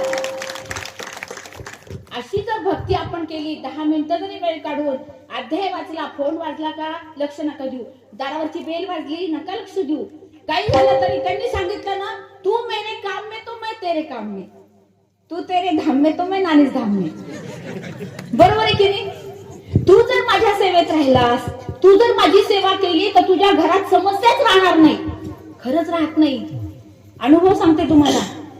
मी धाराशिव जिल्ह्यामध्ये सेवेला गेले होते प्रवचनाला, आणि ज्या ठिकाणी प्रवचन होतं तिथे एक मयत झाली. म्हणजे एक खूप वयस्कर आजी होत्या, म्हणजे म्हाताऱ्या होत्या, त्या एक्सपायर झाल्या. माझं प्रवचन झालं कॅन्सल. मग मी त्या ताईंना म्हटलं, ताई प्रवचन जरी कॅन्सल झालं ना तरी आम्ही काही प्रवचनकार घरात बसायला आराम करायला आलो नाही. आपण ना जितकी इथे वाडी वस्ती आहे ना तिथे प्रचार करू, आणि आपल्या इथे जो कार्यक्रम आहे प्रवचन दर्शन सोहळा, तेव्हा प्रवचन दर्शन सोहळे होते. आपण काय करू, प्रवचन दर्शन सोहळ्याच्या प्रचारासाठी खेडोपाडी फिरू, तुमच्याकडे गाडी आहे, तुम्ही फिरता सगळ्या महिला, मला पण घेऊन चला. गेलो आम्ही. तर गेल्यानंतर एका गावामध्ये एक ताई भेटली आम्हाला, आणि तिने सांगितलं, बरेच जणांनी ऐकला असेल तो शिबिरामध्ये अनुभव ऐकला असेल, तर त्या गावामध्ये ही जी कमिटी होती त्यांची धाराशिवची, कळंबची, त्या कळंब तालुक्यामध्ये कळंब तालुक्यापासून 2 ते 3 किलोमीटरवर आरत्या सुरू केल्या होत्या. आपल्या जगद्गुरु श्रींनी सांगितलं ना की माझ्या तळागाळामध्ये जे लेकरं बसले ना तिथे जाऊन त्यांना माझी भक्ती कशी करायची, संत संघाला का यायचं, सेवा का करायची, हे सगळं तुम्ही सांगितलं पाहिजे, प्रसार प्रचार केला पाहिजे. म्हणून त्या सगळ्या निघाल्या. आम्ही सगळ्या निघालो आणि तिथे गेलो आणि ते त्यांना सांगत होतो. तर ते ताईने सांगायला सुरुवात केली, म्हणाले आमच्या या गावामध्ये आरती सुरू केली होती, आणि आरतीसाठी सगळी तुमची तालुका कमिटी असते ना, एक गाडी, त्या गाडीत 4-5 महिला, असे गुरुबंधू, साथ संगीत सगळं, आणि आपलं हे सगळं साहित्य आणि ती सिस्टीम, माईक सिस्टीम, ते सगळे घेऊन यायचे. 3 वाजता 4 वाजता यायचे, गावामध्ये फिरायचे. ताई चला हो आरतीला, ताई दादा चला बरं, इथे आपले जगद्गुरु श्रींची आरती सुरू करतोय आपण. आणि घरोघरी जाऊन त्या महिला प्रचार प्रसार करायच्या, सगळी साफसफाई करायच्या. पुरुष लोक सुद्धा माईक घेऊन पूर्ण गावामध्ये गाडीमध्ये चक्कर मारायचे आणि सगळ्यांना सांगायचे. काही जण यायचे आरतीला, काही जण येत नव्हते, काही जण नावं ठेवायचे त्या गावातले, ते कोणते नरेंद्र महाराज आणले इथे, बिलकुल चालत नाही. आपल्याला कळत नसतं, आपण अज्ञानी असतो. आणि त्या ठिकाणी त्यांना समजून सांगायचे, त्यांना माऊलींचे अनुभव, आपल्या प्रभूजींचे अनुभव सांगायचे. असं करत करत करत त्या गावात लोक आरती सुरू केली. दर गुरुवारी या महिला 3:30-4 ला यायच्या आणि 7ची आरती व्हायची. आरती झाल्यावर आपले गुरुबंधू जे कोणी पदाधिकारी आहेत ते सांगायचे, अनुभव सांगायचे, आमची दारू सुटली, किंवा आमच्या घरात संतती नव्हती, संतती झाली, 18 वर्षानंतर लेकरू झालं, कोणी म्हणत होतं आमची शेती पिकत नव्हती, आमची कोर्टात 20 वर्षापासून केस होती, ती जिंकली, आम्ही भक्ती केली, सगळं सांगायचे. एका गुरुवारी त्या सगळ्या महिला फिरत फिरत चालल्या. जरा गावाच्या थोडं बाहेर एक घर होतं, आणि त्या घरातून एक महिला बाहेर आली. आल्यावर ती म्हणते, ताई खरंच का हो, तुम्ही नेहमी सांगता, खरंच का हे महाराज दुःख दूर करतील, खरंच का हे देव आहेत का, आणि तुमच्या तिथे आरतीला जर आलं तर माझी अडचण सुटेल का हो? त्या म्हणाल्या, का नाही सुटणार, अशी कोणती अडचण आहे? माझा नवरा मला खूप मारतो दारू पिऊन, इतका मारतो, मी जे काही शिजवलं, स्वयंपाक केला आणि त्यांच्या समोर ताट नेलं तर ते फेकून देतात, वेणी ओढून मला रस्त्यावर मारतात, तो जीव नकोसा झाला. मी देवाला प्रार्थनाच करते, मला जगायचंच नाही, मला जगायचंच नाहीये, प्रार्थना करते मी देवाला. खरंच का? हे नरेंद्राचार्यजीचे तुम्ही नाव घेताना माझ्या नवऱ्याची दारू सोडतील का? त्या म्हणाल्या का नाही, व्यसन मुक्ती होते, तिथे तुमच्या मिस्टरांना घेऊन जाऊ. ती म्हणाली अजिबात नाही, ते बिलकुल यायच्या मनस्थितीत नाही आणि ते येऊ शकणार नाही. तुम्ही आरतीला येता? या महिला म्हणाल्या तुम्ही आरतीला याल का? हो येणार ना, का नाही येणार. तुम्ही आरतीला या आणि आरतीमध्ये मनापासून प्रार्थना करा जगद्गुरुश्रींची की मी तुमची भक्ती सुरू करते, पण माझ्या मिस्टरांना सद्बुद्धी द्या. बघा, नवऱ्याने अपमान केला, मारलं, झोडलं, प्राणघातक हल्ला केला, तरी आपली भारतीय नारी कोमल है, कमजोर नहीं है, शक्ति का नाम नारी है, जग को जीवन देने वाली, मौत भी तुझसे हारी. संस्कार आहे ना इथे, संतांची भूमी आहे ना. ती ताई म्हणाली काही झालं ना तरी माझ्या मिस्टरांची दारू सुटली पाहिजे. त्या म्हणाल्या हो 100% सांगतो तुला की तुझ्या घरात सुख शांती समाधान येणार आणि तुझ्या मिस्टरांची दारू सुटल्याशिवाय राहणार नाही, पण तुला आरतीला येऊन बसावं लागल. ती म्हणाली हो मी येते. झालं, सुरू झाली गुरुवार आरतीचे. ताई एकदा पहिल्या आरतीत गेली, तिथे सगळ्यांनी सांगितलं ताई अशी भक्ती करा, ताई तुम्ही अध्याय वाचा. तिने ग्रंथ घेतला, फोटो घेतला, अष्टगंधाची डबी घेतली, जपमाळ घेतली. तिला इतकं छान वाटलं, काहीतरी आशेचा किरण दिसला की नाही आता नक्की माझ्या जीवनामध्ये चांगलं घडणार आहे. ती घरी यायची, आपल्या नवऱ्याला तिने बोलणं सोडलं, दारू पिऊ नका, भांडणं सोडलं, सगळं सोडलं आणि नवऱ्याचा डबा करून द्यायचा. तो ड्युटीला गेला, आपलं कामावरलं की सगळं साहित्य मांडायचं आणि बसायचं. ओम नरेंद्र नाथाय नमः, ओम नरेंद्र नाथाय नमः. सारखा जप सुरू झाला ताईंचा. कारण जगद्गुरु श्रींनी काय सांगितलं, ज्याला वाचता येत असेल त्याने अध्याय वाचा आणि ज्याला वाचता येत नसेल त्यांनी काय करायचं, जपमाळ घ्यायची आणि गणिकण गणातुपोतेचा जप करायचा 11 माळी. तो नाही आला ओम नरेंद्र नाथांना करा, तोही नाही आला स्वामी नरेंद्र महाराज, स्वामी नरेंद्र महाराज असा जप करा. तोही नाही आला स्वामी स्वामी स्वामी असा तरी जप करा. आणि तोही नाही आला तर शेवटी आपली आई आहे ना, दूध भात लेकराला किती भरवायचा हे तिच्याशिवाय कोणाला कळणार आहे. त्यांनी सांगितलं ओम म्हणा, ओम ओम ओम. पण हे कोणालाही येत नसेल, हे कोणतंही करायचं नसेल तर जगद्गुरु श्रींनी हे सांगितलं की इकडे यायच्या भांडवलीतच पडून भक्ती करावीच लागणार. इंग्लिश मीडियम मध्ये जा, सीबीएस पॅटर्न मध्ये जा, का स्टेट बोर्डामध्ये जा, का हिंदी मीडियम मध्ये जा, कोणत्याही शाळेत जा, अभ्यास करावाच लागणार. स्वामी समर्थांच्या केंद्रात जा, का स्वाध्याय परिवारात जा, का दासबोधाच्या बैठकीत जा, का गोंदावली महाराजांच्या उपासनेत जा, का संत संघात येऊन बसा, भक्ती करावीच लागणार. त्या ताईंनी ऐकलं, सुरू केली भक्ती. रोज सुरू झाली ताईची ओम नरेंद्र नाथाय महा. त्याच्यानंतर अध्याय वाचणं सुरू झालं. ताईला तो अध्याय वाचून एकदम प्रफुल्लित मन झालं. अरे याच्यात तसं दिलेलं आहे, ऋषी मुनींना सुद्धा कामाने सोडलं नाही, याच्यात तर तसं दिलेलं आहे. सोमकांत राजाला एवढा मोठं पुण्य केलं तरी भोग काही चुकला नाही. मग जर या पुराणात इतकं छान दिलं गुरुजींनी, तर मग आपण का नाही करायचं. ती आनंदाने भक्ती करायला लागली. एक गुरुवार गेला, दुसरा गुरुवार गेला, तिसरा गुरुवार गेला, 5 गुरुवार झाले, 6 गुरुवार झाले, 7वा गुरुवार येणार. त्याच्या आधी नवऱ्याला कळलं ही काहीतरी भक्ती करते महाराजांची. आणि जगद्गुरु श्री रामानंदाचार्य तेव्हा दारू सोडवणारे महाराज म्हणूनच फेमस होते. आणि अशा परिस्थितीमध्ये ती ताई भक्ती करायला लागली. एक दिवस घरी वापस आले तिचे मिस्टर, दारावर जोरात लाथ मारली. पाहते तर समोर बायको बसलेली, फोटो मांडलेला आणि जप चालला तिचा. उचल ते सगळं, कोणत्या देवाची भक्ती करते, पहिले उचल. ती बिचारी घाबरली. मला मारलं तर चालेल ना, मला शिव्या दिल्या तर चालेल, पण माझ्या गुरूंची प्रतारणा कोणी केलेली आपल्याला चालणार का? नाही. तिने पटपट पटपट सगळं साहित्य उचललं, डबा घेतला आणि वरती ठेवला. मला कळलंय तू आरतीला जाती म्हणून, खबरदार कधी उद्या गुरुवारच्या आरतीला गेलीस तर याद राख. पिऊन तर येईल, पण त्या आरतीत येऊन तुला मारेल. काठी होती जवळ, काठी खाली घेऊन बसलेला. आज तेच पाण्यासाठी दारूसाठी आलो. तू भक्ती करतेच कशी आणि तुझे महाराज माझी दारू सोडतातच कसे. झालं का पंचायत. आता काय करणार. नवऱ्याने मारलं, पावसाने झडपलं, कोणाकडे गाऱ्हाणं करणार. ती ताई गपचूप बसली. दुसऱ्या आरतीच्या आधी एका ताईला फोन लावला आपल्या. ताई संपलं माझं काही खरं नाही. माझ्या बाबाला कळलं हो, आता मला आरतीला येऊ देणार नाही आणि भक्ती करू देत नाही. माझं काही खरं नाही ताई. तुम्ही म्हणता ना हे देव आहे, हे देव आहेत ना, मग त्या देवानी आलं पाहिजे माझ्यासाठी. आपल्या ताईने समजून सांगितलं, हो छाती ठोकपणे सांगते हे देव आहे, हे आलेच पाहिजे. पण तू भक्ती सोडू नको. हॅलो, तू जर ते बसली, तू जर ते अध्याय हे दृष्टांत पूर्ण होऊ द्या, तू जर ते सगळं मांडून त्याच्या समोर बसली तर तो बोलणार. तू काहीच मांडून बसू नको. पण नामस्मरण तुझ्या मुखातून जे मनातल्या मनात नामस्मरण करणार आहे, मुखाने करणार आहे, ते तर तो काढून घेऊ शकेल का.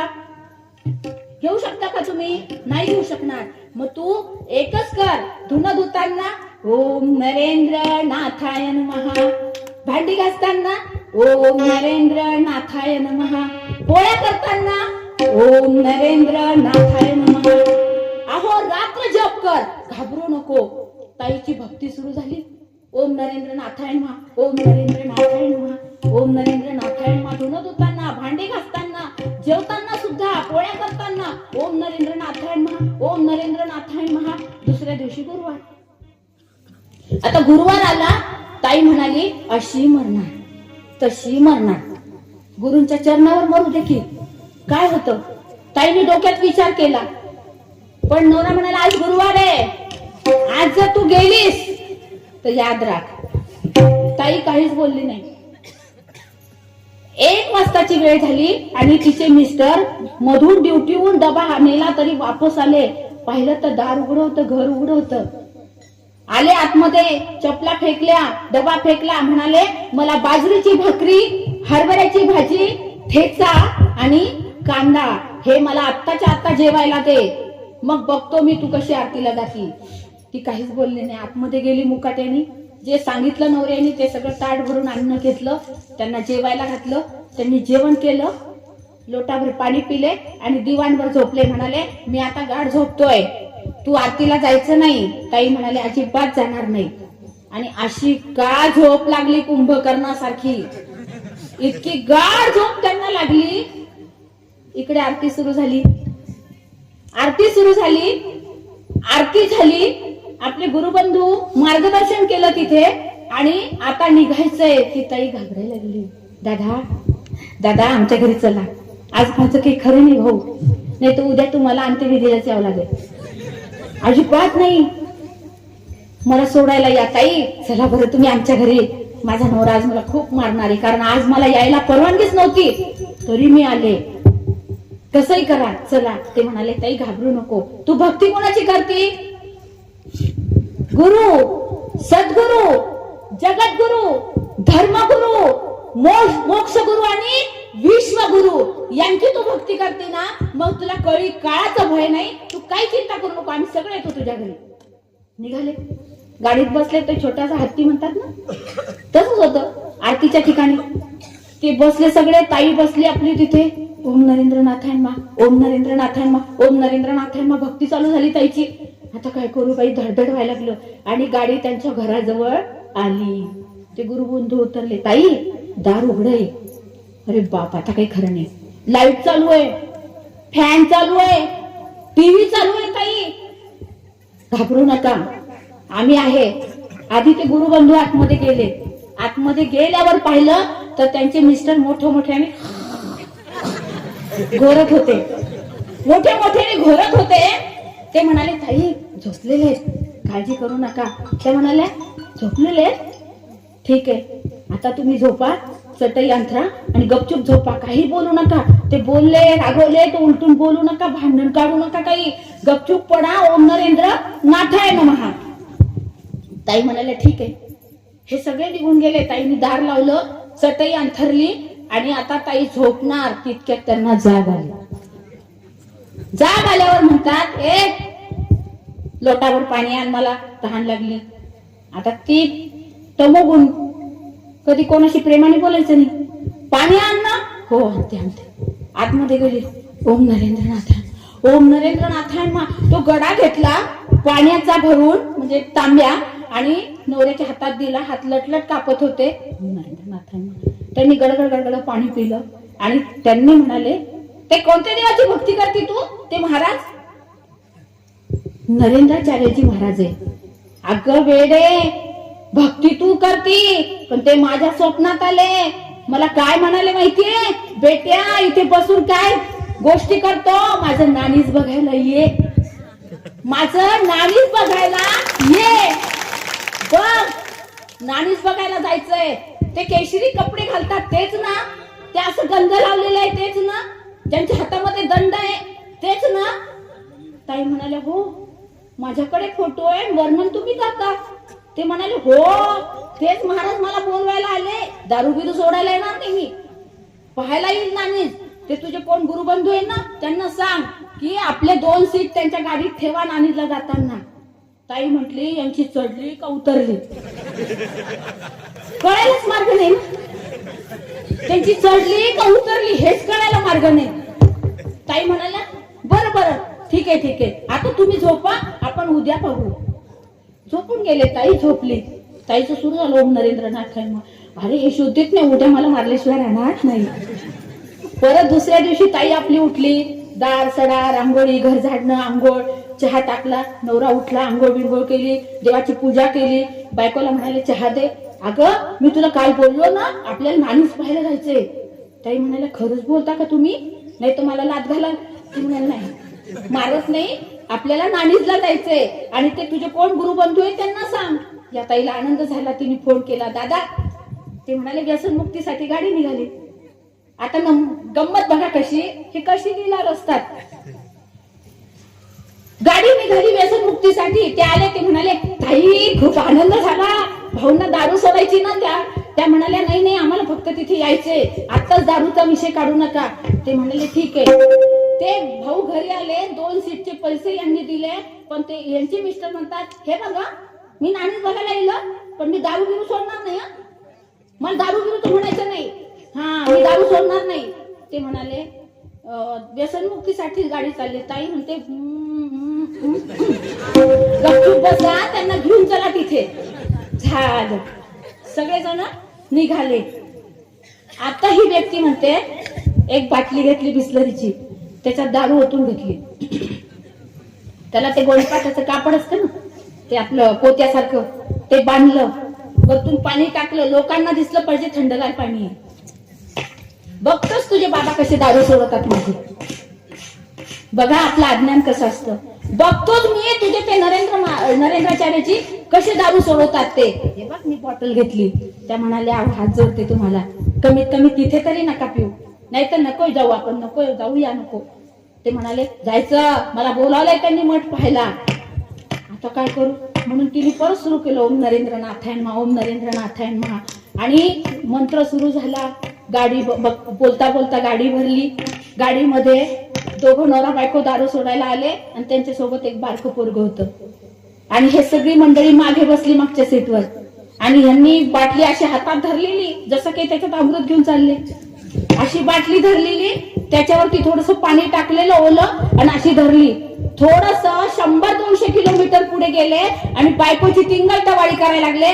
बघतोस तुझ्या नरेंद्र स्वामींसमोर दारूची बाटली घेऊन बघतो कशी सोडवतात दारू. ताई आपल्या ओम नरेंद्रनाथांना 2 मिनिटांनी पोरग म्हणाल, आई पाणी प्यायचं. आई ग तहान लागली, पाणी प्यायचं थांबणारे. बॅग मध्ये खाली पिशवी आहे, त्याच्यात बॉटल गेली आपली. थोडीशी गाडी पुढे गेली, थांबली की आपण उतरून खालची बाटली काढून घेऊन पाणी पिऊ. तो मुलगा पाऊण तास थांबला. परत गाडी चालू झाली, गाडी सुरूच होती. परत लेकरू म्हणतं, दे ना ग आई पाणी, आई पाणी दे ना. शेजारची माणसं म्हणतात, ओ दादा कळत नाही का, लेकरू पाणी मागतंय ना, तुमच्याजवळ बाटली आहे ना, तुमच्याजवळची बाटली आहे ना, द्या की पाणी त्याला. असे दात ओठ खाऊन ती बाटली लांब फेकून दिली. सगळ्यात पहिले अनुभव दिला असेल तर जगत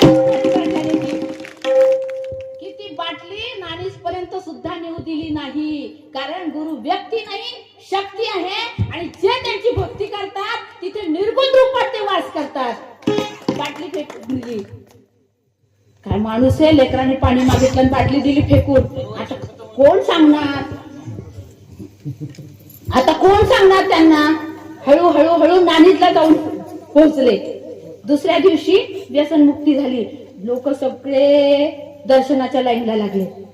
दर्शनाच्या लाईनला लागले आणि व्यसनमुक्तीवाले इकडनं काही एक दर्शनाची रांग होती, इकडे व्यसनमुक्तीची लोकांची रांग होती. आणि हे हाताची घडी आणि पाहायला लागले, कडक इस्त्री केलेला चेहरा, आणि पाहायला लागले कसे महाराज आहेत, कसे लोक आहेत, काय आहे. असं बघत बघत कोणीतरी मागून म्हणाले, दादा इथे एवढा खर्च करून आले, दर्शन घ्या ना त्या स्वामीजींचं. ते म्हणाले, नाही मी पाहायला आलो. अहो पैसे लागतात का दर्शनाला, चला लाईनीत. आधीच लोक उन्हातानात पावसात उभं राहतात त्यांचे दर्शन घ्यायला, आणि आता काहीच लोक नाही. काय माणूस आहे, व्हा लाईनीत, काही होत नाही. त्याला त्यांना कोणतरी मागून बोलून ढकललं. ते पुढे बायको मागे. हळूहळू हळू स्वामीजींच्या समोर आता तो लाईट आहे ना लावलेला, त्या ठिकाणी ते दोघं नवरा बायको उभे. लाईन येते हळूहळू, आणि जगद्गुरु श्री त्यांच्याकडे बघतात, इकडे तिकडे बघतात, त्यांच्या दोघांकडे बघतात, परत इकडे तिकडे बघतात. आणि मग हळू पुढे आल्यावर जगद्गुरु श्री म्हणतात, हो उस्मानाबादवाले इकडे या. तेव्हा उस्मानाबाद, आता आपण धाराशिव म्हणतो, उस्मानाबादकर इकडे या. ते इकडे तिकडे पाहायला लागले, तुम्हाला बोलवतो या. ते दोघं तिथे आले. आल्यानंतर ताईंनी गेल्या गेल्या नमस्कार केला, दर्शन घेतलं. ज्या देवाची भक्ती मी चोरून करत होते, ज्या देवाला पाहण्याचा माझ्या नशिबात योगच नव्हता, त्या देवाला, त्या जगद्गुरु श्रींना पाहून ताईचा कंठ दाटून आला, ताईचं हृदय भरून आलं की देवा मी काय पाप केलं, पण आज मला तुमच्या कृपेने दर्शन झालं. नमस्कार केला ताईने, त्या दादाने नमस्कार केला. जगद्गुरु श्री त्यांना म्हणतात, गुरुवारची हरभऱ्याची भाजी, बाजरीची भाकरी कशी झाली होती. गुरुवारची हरभऱ्याची भाजी आणि बाजरीची भाकरी कशी झाली होती. त्यांना काय वाटलं, बायकोला म्हणतात, तू सांगितलं का ग यांना, मला आरतीला पाठवलं नाही, तू सांगितलं का. ते म्हणाले, अरे वेड्या, 1 वाजल्यापासून ही आरतीच्या ठिकाणी जाऊन बसली, तुझी बायको म्हणून मी तुला भाजी आणि भाकरी खाऊ घातली. भाविक हो, पाय धरले त्याने, रडायला आलं. अरे बापरे, एवढं यांचं सामर्थ्य. माझ्यासारख्या एका नराधमाला, व्यसन व्यक्तीला या देवाने बायको म्हणून खाऊ घातलं. पाय धरले आणि तिथे शपथ घेतली की जगद्गुरु रामानंदाचार्य नरेंद्राचार्यजी, याच्यानंतर मी दारूला कधीच शिवणार नाही आणि मरेपर्यंत तुमची सेवा करेन. अशी ही माऊली आहे. सद्गुरु तू माय मी लेकरू. घ्या मग आता. निष्ठा ठेवा स्वामी नरेंद्र, देवराही मागापुरा.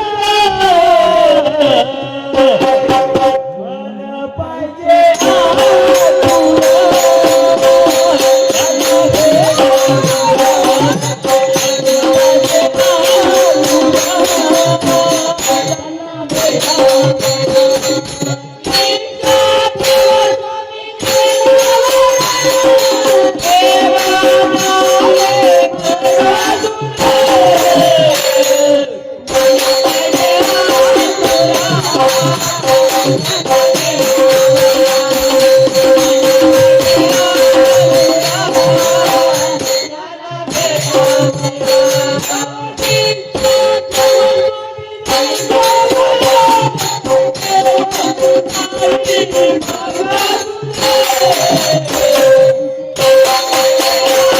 निष्ठा ठेवा तुम्ही नरेंद्रावर. म्हणजे जर अशी निष्ठा आपण ठेवली, विश्वास ठेवला, रोज भक्ती केली, 100% लिहून घ्या, माझा नंबर लिहून घ्या, 100% तुम्हाला अनुभव आल्याशिवाय राहणार नाही.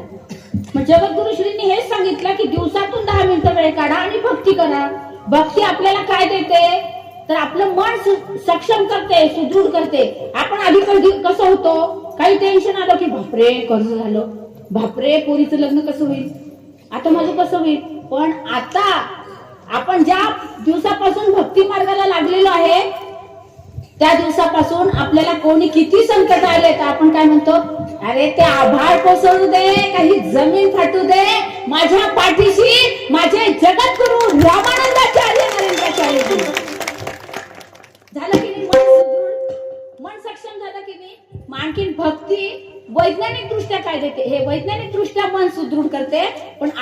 दृष्ट्या काय करते तर आपल्यामध्ये दैवी गुण आहे, संयम एकनाथ महाराजांमध्ये होता, आपल्या जगद्गुरु श्रींमध्ये सुद्धा आहे, सातत्य सावित्रीमध्ये होतं, भक्त प्रल्हादात होतं, आपल्या जगद्गुरु श्रींमध्ये किती अडचणी आल्या तरी सातत्याने सगळं कार्य चालू आहे, सामाजिक उपक्रम, आध्यात्मिक उपक्रम, धार्मिक उपक्रम चालू आहे. चिकाटी सावित्रीमध्ये होती, सत्यवानाला वापस आणलं ना. आपल्या जगद्गुरु श्रींमध्ये नरेंद्र महाराज लीलामृत ग्रंथावर बंदी आणली तर श्री लीलामृताची निर्मिती झाली, पण चिकाटी सोडली नाही. समय सूचकता हे सगळे दैवी गुण भक्तीमुळे विकसित होतात. म्हणून जगद्गुरु श्री सांगतात की जीवनात जर काही दुःख आलं असेल तर तुम्ही काय करा, दिवसातून 10 मिनिटं वेळ काढून भक्ती करा, स्वप्नातही कुणाचं वाईट चिंतू नका आणि तुम्ही जगा, दुसऱ्याला जगवा. आज ते कुटुंब पूर्ण सेवा करताय धाराशिवला. तसं त्यांच्या जीवनात दुःख होतं, त्या ताईने घरोघरी जाऊन प्रचार करून लोकांना संत संघात आणून बसवलं. तुम्ही जगा, दुसऱ्याला जगवा. जगवा म्हणजे त्यांना काही पैसे वगैरे द्यायचे का नाही, तर त्यांना आपण ज्या प्रसंगातून गेलो पण भक्ती मार्गाने जगद्गुरु श्रींना शरण आल्यामुळे, सद्गुरूंचे पाय धरल्यामुळे आपल्या जन्माचं नंदनवन झालंय, हे जगद्गुरु श्री आपल्याला सांगतात. म्हणून माझी कळकळीची विनम्र विनंती आहे या गावाला की आपल्या संत संघामध्ये इथे संत संघ होतो, आपल्या सगळ्यांसाठी जे अनुग्रहित आहे, उपासक आहे, त्यांच्यासाठी ती साधनाच आहे साप्ताहिक. पण आपल्या घरात जर काही दुःख नसेल तरी काही चांगली गोष्ट आहे, पण 1 तासामध्ये नवविधा भक्ती घडते. आता गोस्वामी रचित, तुलसीदास रचित रामचरितमानस अतिशय सुंदर चाललेलं आहे आणि त्याच्यातून जगद्गुरु श्री आपल्याला शिकवत आहेत की आपला जन्म कशासाठी झाला, आपण कर्म कसं केलं पाहिजे, भक्ती का केली पाहिजे आणि दान. शेवटचं सांगते, दानाला अनन्यसाधारण महत्व आहे. कणभर तुम्ही दान गुरु कार्यासाठी दिलं तर गुरुदेवांनी वचन दिलेलं आहे की मनभर मी तुम्हाला दिल्याशिवाय राहणार नाही. इतकं देईन की आपल्याला कधीच कमी पडणार नाही. एक छोटासा अनुभव सांगणार आणि मी माझ्या वाणीला विराम देणार आहे. आता हे संत संघाचं यजमान पद आहे. आपण म्हणतो 7 दिवस आपण घरी नेतो, हे नेलं पाहिजे. आपल्या घरामध्ये वाईट शक्ती आहे का, पितृदोष, वास्तुदोष आहे का, 7 दिवस ही प्रतिमा जर घरात घेऊन गेलो आपण तर जगद्गुरु श्री निर्गुण रूपात आपल्या आजूबाजूला, आपल्या घरामध्ये पूर्ण काय करतात, फिरून वाईट शक्ती बाहेर काढतात. दुष्ट काय म्हणतात ना, आपल्या पितृदोष, वास्तुदोष किंवा आपले काही कर्मभोग असतात ते हळूहळू कमी करतात. म्हणून आपल्या घरी ह्या प्रतिमेला संत संघातल्या घेऊन जायचं, आरती करायची. काकड आरती दिलेली आहे सकाळी, दुपारी धूप आरती 10 वाजता सकाळी, त्यानंतर शेजारती, सांजारती 7 वाजता आणि शेजारती, अशी आपल्याला आरती करायची. जे आपण घरात भात पोळी भाजी शिजवतो तेच नैवेद्य दाखवायचा आणि 7 दिवस सेवा करायची. बघा तुम्हाला अनुभव येतो की नाही, आलाच पाहिजे. अनुभव घ्या, सेवा करा आणि संत संघाला या. आता बघा, गुरु कार्यासाठी गुरु कार्य करतात, जगाच्या कल्याणा, संतांच्या विभूती म्हणतो ना आपण, तर गुरुदेव जग कल्याणासाठी फिरत असतात. सामाजिक उपक्रमाच्या माध्यमातून समाजाची सुधारणा करतात. आपल्याला माहिती आहे अँब्युलन्स विनामूल्य, रस्त्यावर ऍक्सिडेंट झालेला असेल तो कोणत्याही जाती धर्माचा जरी व्यक्ती असला तरी पहिले त्याला हॉस्पिटलाइज करते आपली अँब्युलन्स. भाविको, माझा ऍक्सिडेंट जेव्हा झाला, आम्ही गुरुसेवेला निघालो होतो, आमची गाडी 5 पलट्या खाऊन शेतात पडली. आमच्या ड्रायव्हर गुरुबंधू, त्यांना झोप लागली. आम्ही सेलू मठावर सेवेला 5:30 वाजता सकाळी निघालो होतो. ती गाडी इतक्या 5 पलट्या खाऊन शेतात पडली तर माती उडाली, कारण मार्च महिना होता, 13 मार्चची गोष्ट ही. इतकी माती उडाली की आजूबाजूचे दूधवाले, शेतकरी सगळे धावून आले आणि तिथून काही माझे बहीण वगैरे 2-3 मागून अर्ध्या बाहेर पडल्या, त्यांना काढलं. पण माझ्या अंगावर सगळे पडले होते, ड्रायव्हरचं सीट आणि खिडकी, त्यामध्ये माझा पूर्ण चेहरा अडकला होता. आणि हे मार लागल्याबरोबर पुरी कशी तेलात टाकल्यावर आपण फुगते तसं हे सगळं फुगलं होतं. आणि आम्ही आध्यात्मिक शाळा ऐकत होतो. जगद्गुरु श्री म्हटले 3 मिनिटं थांबा ठाकूर साहेब, 3 मिनिटं, सुनील ठाकूर 3 मिनिटं थांबा. आणि तेच 3 मिनिटं आमच्यासाठी होते, आम्हाला सगळ्यांना वाचवलं. ज्यावेळेस समोरची काच फोडून मला आणि त्या नाईकताई आणि भावना देशमुख तिघींना ओढून काढलं त्यांनी. तर तिथलचा तो शेतकरी माणूस काय म्हणाला, ताई या जागेवरती आजपर्यंत कोणी जिवंत राहिलं नाही, कुटुंबाच्या कुटुंब गेले, तुम्ही कसे जिवंत राहिले. आणि दुसरी गोष्ट विचारलं, हे काय. आम्ही सांगितलं ह्या सेवेला निघालो होतो. अरे 100% तुमच्या गुरुदेवाने तुम्हाला वाचवलं, रडू नका, घाबरू नका, वाचवलं तुम्हाला. आणि भाविक हो, घाटीमधल्या अँब्युलन्सला दोन 3 जण फोन लावत होते. ती अँब्युलन्स जास्त वेळाने आली, पण सगळ्यात पहिले नरेंद्राचार्य संस्थांची अँब्युलन्स तिथे येऊन आम्हाला पहिले हॉस्पिटलाइज केलं. मला जे सिरियस होते, मी पण आणि आणखी 2 जणी, आम्हाला तिथे डॉक्टरांनी सांगितलं ह्या ताईच्या ना मेंदूला मार लागला, या बेहोश होतील, यांच्या इथे रक्ताचे स्लॉट होतील. आता जरी त्या शुद्धीवर आहे तरी यांचं काही गॅरंटी नाही. त्यांनी सिटी स्कॅन केलं, नंतर MRI केलं.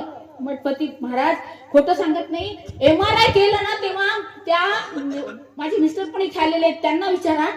पुरोहित मॅडम होत्या हेडगेवार मध्ये, मला ICU मध्ये ठेवलं होतं, ऑक्सिजन लावलेला होता, कारण मला असा श्वास माझा कोंडलेला होता. तर त्या डॉक्टरांनी सांगितलं 2 वर्ष ह्या आता प्रवास करू शकणार नाही आणि यांची आपण वाट पाहू 3 दिवस काय होतं ते. आणि त्या मॅडमनी जेव्हा MRI करायला सांगितलं, आम्ही MRI केलं, तेव्हा पूर्ण रिपोर्ट नील आले. फक्त पाठीमध्ये थोडं हेअरलाईन फ्रॅक्चर, आता आपण थोडं पडलं तर घसाटच ना, तर पाठीमध्ये थोडं लागलेलं होतं. तर ते कपाडिया डॉक्टरकडे गेलो, हाडाचे स्पेशालिस्ट, त्यांना दाखवलं. तर ते म्हणे 2 वर्ष प्रवास करायचा नाही आणि 2-4 महिन्यात हालायचंच नाही, 6 महिने जागेवरून. ठीक आहे म्हटलं. त्यांनी गोळ्या दिल्या, बेल्ट दिला, तुम्ही पाहिलं असेल बरेच दिवस बेल्ट होता मला, बेल्ट दिला. पण एक दिवस मी पडल्याच जगद्गुरु श्रींना म्हटलं, वाचवलं कशाला, पडून राहण्यासाठी वाचवलं कशाला म्हटलं, 6 महिने 2 वर्ष पडून राहण्यासाठी का, अजिबात नाही. मी मीटिंगला जाणार. 13 मार्चला ऍक्सिडेंट झाला, 19 मार्चला माझी आई वारली, कारण 13 मार्चला मी ऍडमिट इकडे आणि या दवाखान्यात आई ऍडमिट. आईचे वय झालेलं होतं, 83 वर्षाची होती आई. पण 19 तारखेला आईचा मृत्यू झाला, मार्च गेला, एप्रिल गेला आणि 16 मेला मी सगळ्यात पहिले पीठावर मीटिंगला गेले. मला काहीही त्रास झाला नाही. त्या दिवसापासून मी तुमच्या समोर उभी आहे, सेवा करते. हे कोण करतंय, ही आपली माय माऊली करते. कशामुळे आपण अँब्युलन्सला दान करतो, 2,500 रुपये. आपण म्हणतो मी 2,500चं दान करते वर्षभर, मी संजीवनी दान करते, मी 11,000ची पावती केली, मी दत्त मंदिराला 1.25 लाख रुपये दिले. पण अहो, या देवाने मला जीवनदान दिलंय, जीवनदान दिलेलं आहे, लक्षात घ्या. म्हणून फुल न फुलाची पाकळी आपण गुरु कार्यासाठी दान केलं पाहिजे, भक्ती केली पाहिजे आणि सेवा केली पाहिजे. आज जी मी तुमच्या समोर जिवंत उभी आहे आणि जी फिरते, आता प्रवास किती मोठा आहे हा सांगा. पण काल मी सिल्लोडला होते, रात्री सिल्लोडून आलो, इकडे सकाळी निघालो. आता 2 दिवसांनी सांगलीला प्रवचनाला जाणार, तिथून वर्ग पुढे, वर्गानंतर रेकॉर्डिंग आहे. म्हणजे असं सेवाशी चालूच राहणार. करून कोण घेतं, माझी तेवढी ताकद नाहीये, इथे उभं राहायची सुद्धा माझी ताकद नाहीये.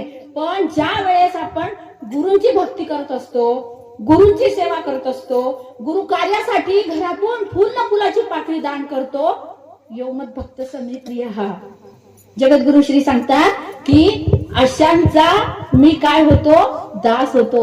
असे भक्त लेकरं मला आवडतात, त्यांच्यासाठी परत मला जन्म घ्यायला आवडेल.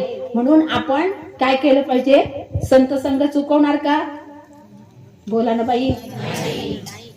इतकेच जण संत संघाला कोण कोण येणार आहे सांगा या रविवारी, इतकेच जण, बाकीचे नाही येणार. गावातले कोण कोण आहे, या गावातले कोण कोण आहे, त्यांनी सगळ्यांनी संत संघाला यायचं, येणार ना. आणि ज्यांनी गुरु नाही केला त्याचा जन्म वाया गेला. पुनरपि जननम पुनरपि मरणम. विनम्र विनंती आहे, बोलणार असाल तर विनम्र बोला, गुरूंची शिकवण आहे. भेटणार असाल तर सद्गुरूंना भेटा, पिणार असाल तर ज्ञानामृत प्या. तसंच आणखीन एक जगद्गुरु श्रींचा संदेश आहे की आपल्यातली सात्विकता भक्तीमुळे वाढते. एक छोटस पुष्प गुरुचरणी अर्पण करते, त्याप्रमाणे आपण आचरण ठेवलं तर नक्कीच आपल्या घरात सुख शांती समाधान येणार, कारण आपल्यावर गुरुकृपा होणार. आपण भक्ती पण करायची आणि आचरण तसं ठेवायचं, साधना सेवा आणि आचरण. तर जाता जाता एक शेवटचं पुष्प अर्पण करणार, मन लावून ऐका. आता वाद्य नाही वाजवायचं, शब्द कळले पाहिजे. केवळ आपल्या स्वार्थासाठी, केवळ आपल्या स्वार्थासाठी कलह नसावा घरामध्ये, आपुलकीच्या नात्यामधुनी स्नेह जपावा मनामध्ये. येणाऱ्याला पाणी द्यावे, मुखात वाणी गोड हवी, जाणाऱ्याच्या मनात फिरुनी येण्याविषयी ओढ हवी. ऐसा प्रेमळ माणुसकीचा झरा वहावा मनामध्ये, आपुलकीच्या नात्यामधुनी स्नेह जपावा मनामध्ये. भांड्याला लागतेच भांडे, विसरून जावे क्षणामध्ये. भांडणं, कलह, वादविवाद, मतभेद. भांड्याला लागतेच भांडे, विसरून जावे क्षणामध्ये. परस्परांना समजून घ्यावे, अडी नसावी मनामध्ये. मी बदला घेईल, पण अपमान केला मी बदला घेईल, मी पाहिल तुला. अडी नसावी मनामध्ये. रुसवे फुगवे नको फुकाचे, मोद भरावा घरामध्ये, आपुलकीच्या नात्यामधुनी स्नेह जपावा मनामध्ये. नित्य काळजी घरात घ्यावी, वय झालेल्या पानांची. वयोवृद्ध आहेत ना आपल्या घरी, बाई मला पाणी दे ग, मला चहा करून दे, नाश्ता दे, आणि आपण पोथी घेऊन तेव्हा बसलो तर आवडेल का गुरूंना? नॉट सो गुड, आवडणार नाही. नित्य काळजी घरात घ्यावी, वय झालेल्या पानांची, ज्याची त्याला जागा द्यावी, वयाप्रमाणे मानाची. एकमताने निर्णय घ्यावा, नको दुरावा घरामध्ये, आपुलकीच्या नात्यामधुनी स्नेह जपावा मनामध्ये. लळा जिव्हाळा आत असावा, नको माळावर करणी. दिखावा नाही करायचा, अंतःकरणापासून भक्ती करायची, अंतःकरणापासून सेवा करायची, अंतःकरणापासून सगळ्यांना जीव लावायचा. लळा जिव्हाळा आत असावा, नको माळावर करणी. नको घराला गर्वधनाचा, लीन रहावे गुरुचरणी, लीन रहावे गुरुचरणी.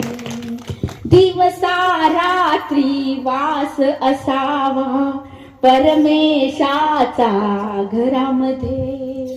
गुरुसेवा करायची, यजमानपद घ्यायचं, भक्ती करायची.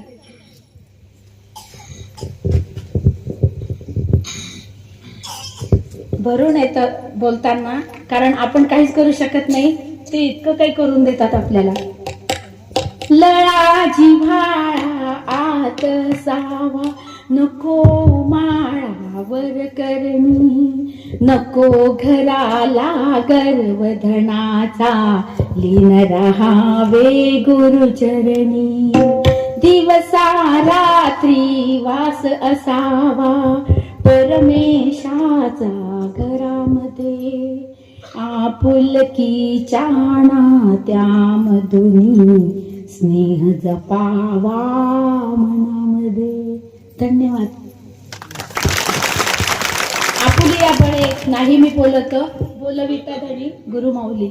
माझ्याकडून जे काय बोलून घेतलं ते जगद्गुरुश्रींनी बोलून घेतलं, म्हणून भाविक हो काही थोडंसं बोलले असेल मी भावाच्या भावनेत, तर कृपया मनाला लावून याच्यासाठी घ्या की आजपासून उद्यापासून आम्ही भक्तीला सुरुवात करू, संत संघाला जाऊ आणि गुरुसेवा करू. आणि झालेली सेवा गुरूंच्या चरणी अर्पण करण्यापूर्वी आपल्या सगळ्यांना निरोगी आयुष्य मिळू दे, दीर्घायुष्य मिळू दे, आपल्या प्रत्येकाच्या संसाराचं जन्माचं सार्थक नंदनवन होऊ दे अशी गुरुचरणी प्रार्थना करते. आणि वाणीला विराम देण्यापूर्वी बघा, आकाशाला चंद्राशिवाय शोभा नाही, बगीचाला फुलाशिवाय शोभा नाही, आणि सात संगीताशिवाय आणि आपल्याशिवाय शोभा आहे का हो प्रवचनाला? मग आपण एकदा जोरदार टाळ्या सगळ्यांसाठी. आणि नांदेड जिल्हा सेवा समिती, धर्माबाद तालुका सेवा समिती, राजापूर संत संघ सेवा समिती, गावकरी, तसेच आमचे मठपती महाराज, त्यांनी 2दा फोन केला आणि सांगितलं ताई या, कारण कसे आता सगळेजण सगळ्या सेवेला जातात. तर मला हा सगळ्या तुमच्यामुळे ही सेवा मिळाली, तुमची सगळ्यांची सेवा करायची संधी मिळाली. मी गुरुचरणी प्रार्थना करते की सगळ्यांचं कल्याण कर, आमचा सगळ्यांचा उद्धार करा, आणि सगळ्यांना अंतःकरणपूर्वक धन्यवाद देते. जय सियाराम, जय सियाराम. परमपूज्य कानिफनाथ महाराज की जय. जगद्गुरु रामानंदाचार्य नरेंद्राचार्य जी की जय. समर्थ सद्गुरु काड सिद्धेश्वर महाराज की जय. संत शिरोमणी गजानन महाराज की जय. आद्य जगद्गुरु रामानंदाचार्य जी की जय. वल्लभ रामचंद्र की अवधूत चिंतन श्री गुरुदेव दत्त पवन सुत हनुमान की जय. नमः पार्वती पते हर हर महादेव की जय. जय सियाराम. जशास तसे ताज्या घडामोडी पाहण्यासाठी व आपल्या परिसरातील बातम्या प्रसारित करण्यासाठी आजच आमच्या चॅनलला सबस्क्राईब आणि लाईक करायला विसरू नका. संपर्क करा वेद न्यूज मराठी, सिद्धेश्वर मठपती, मुख्य संपादक.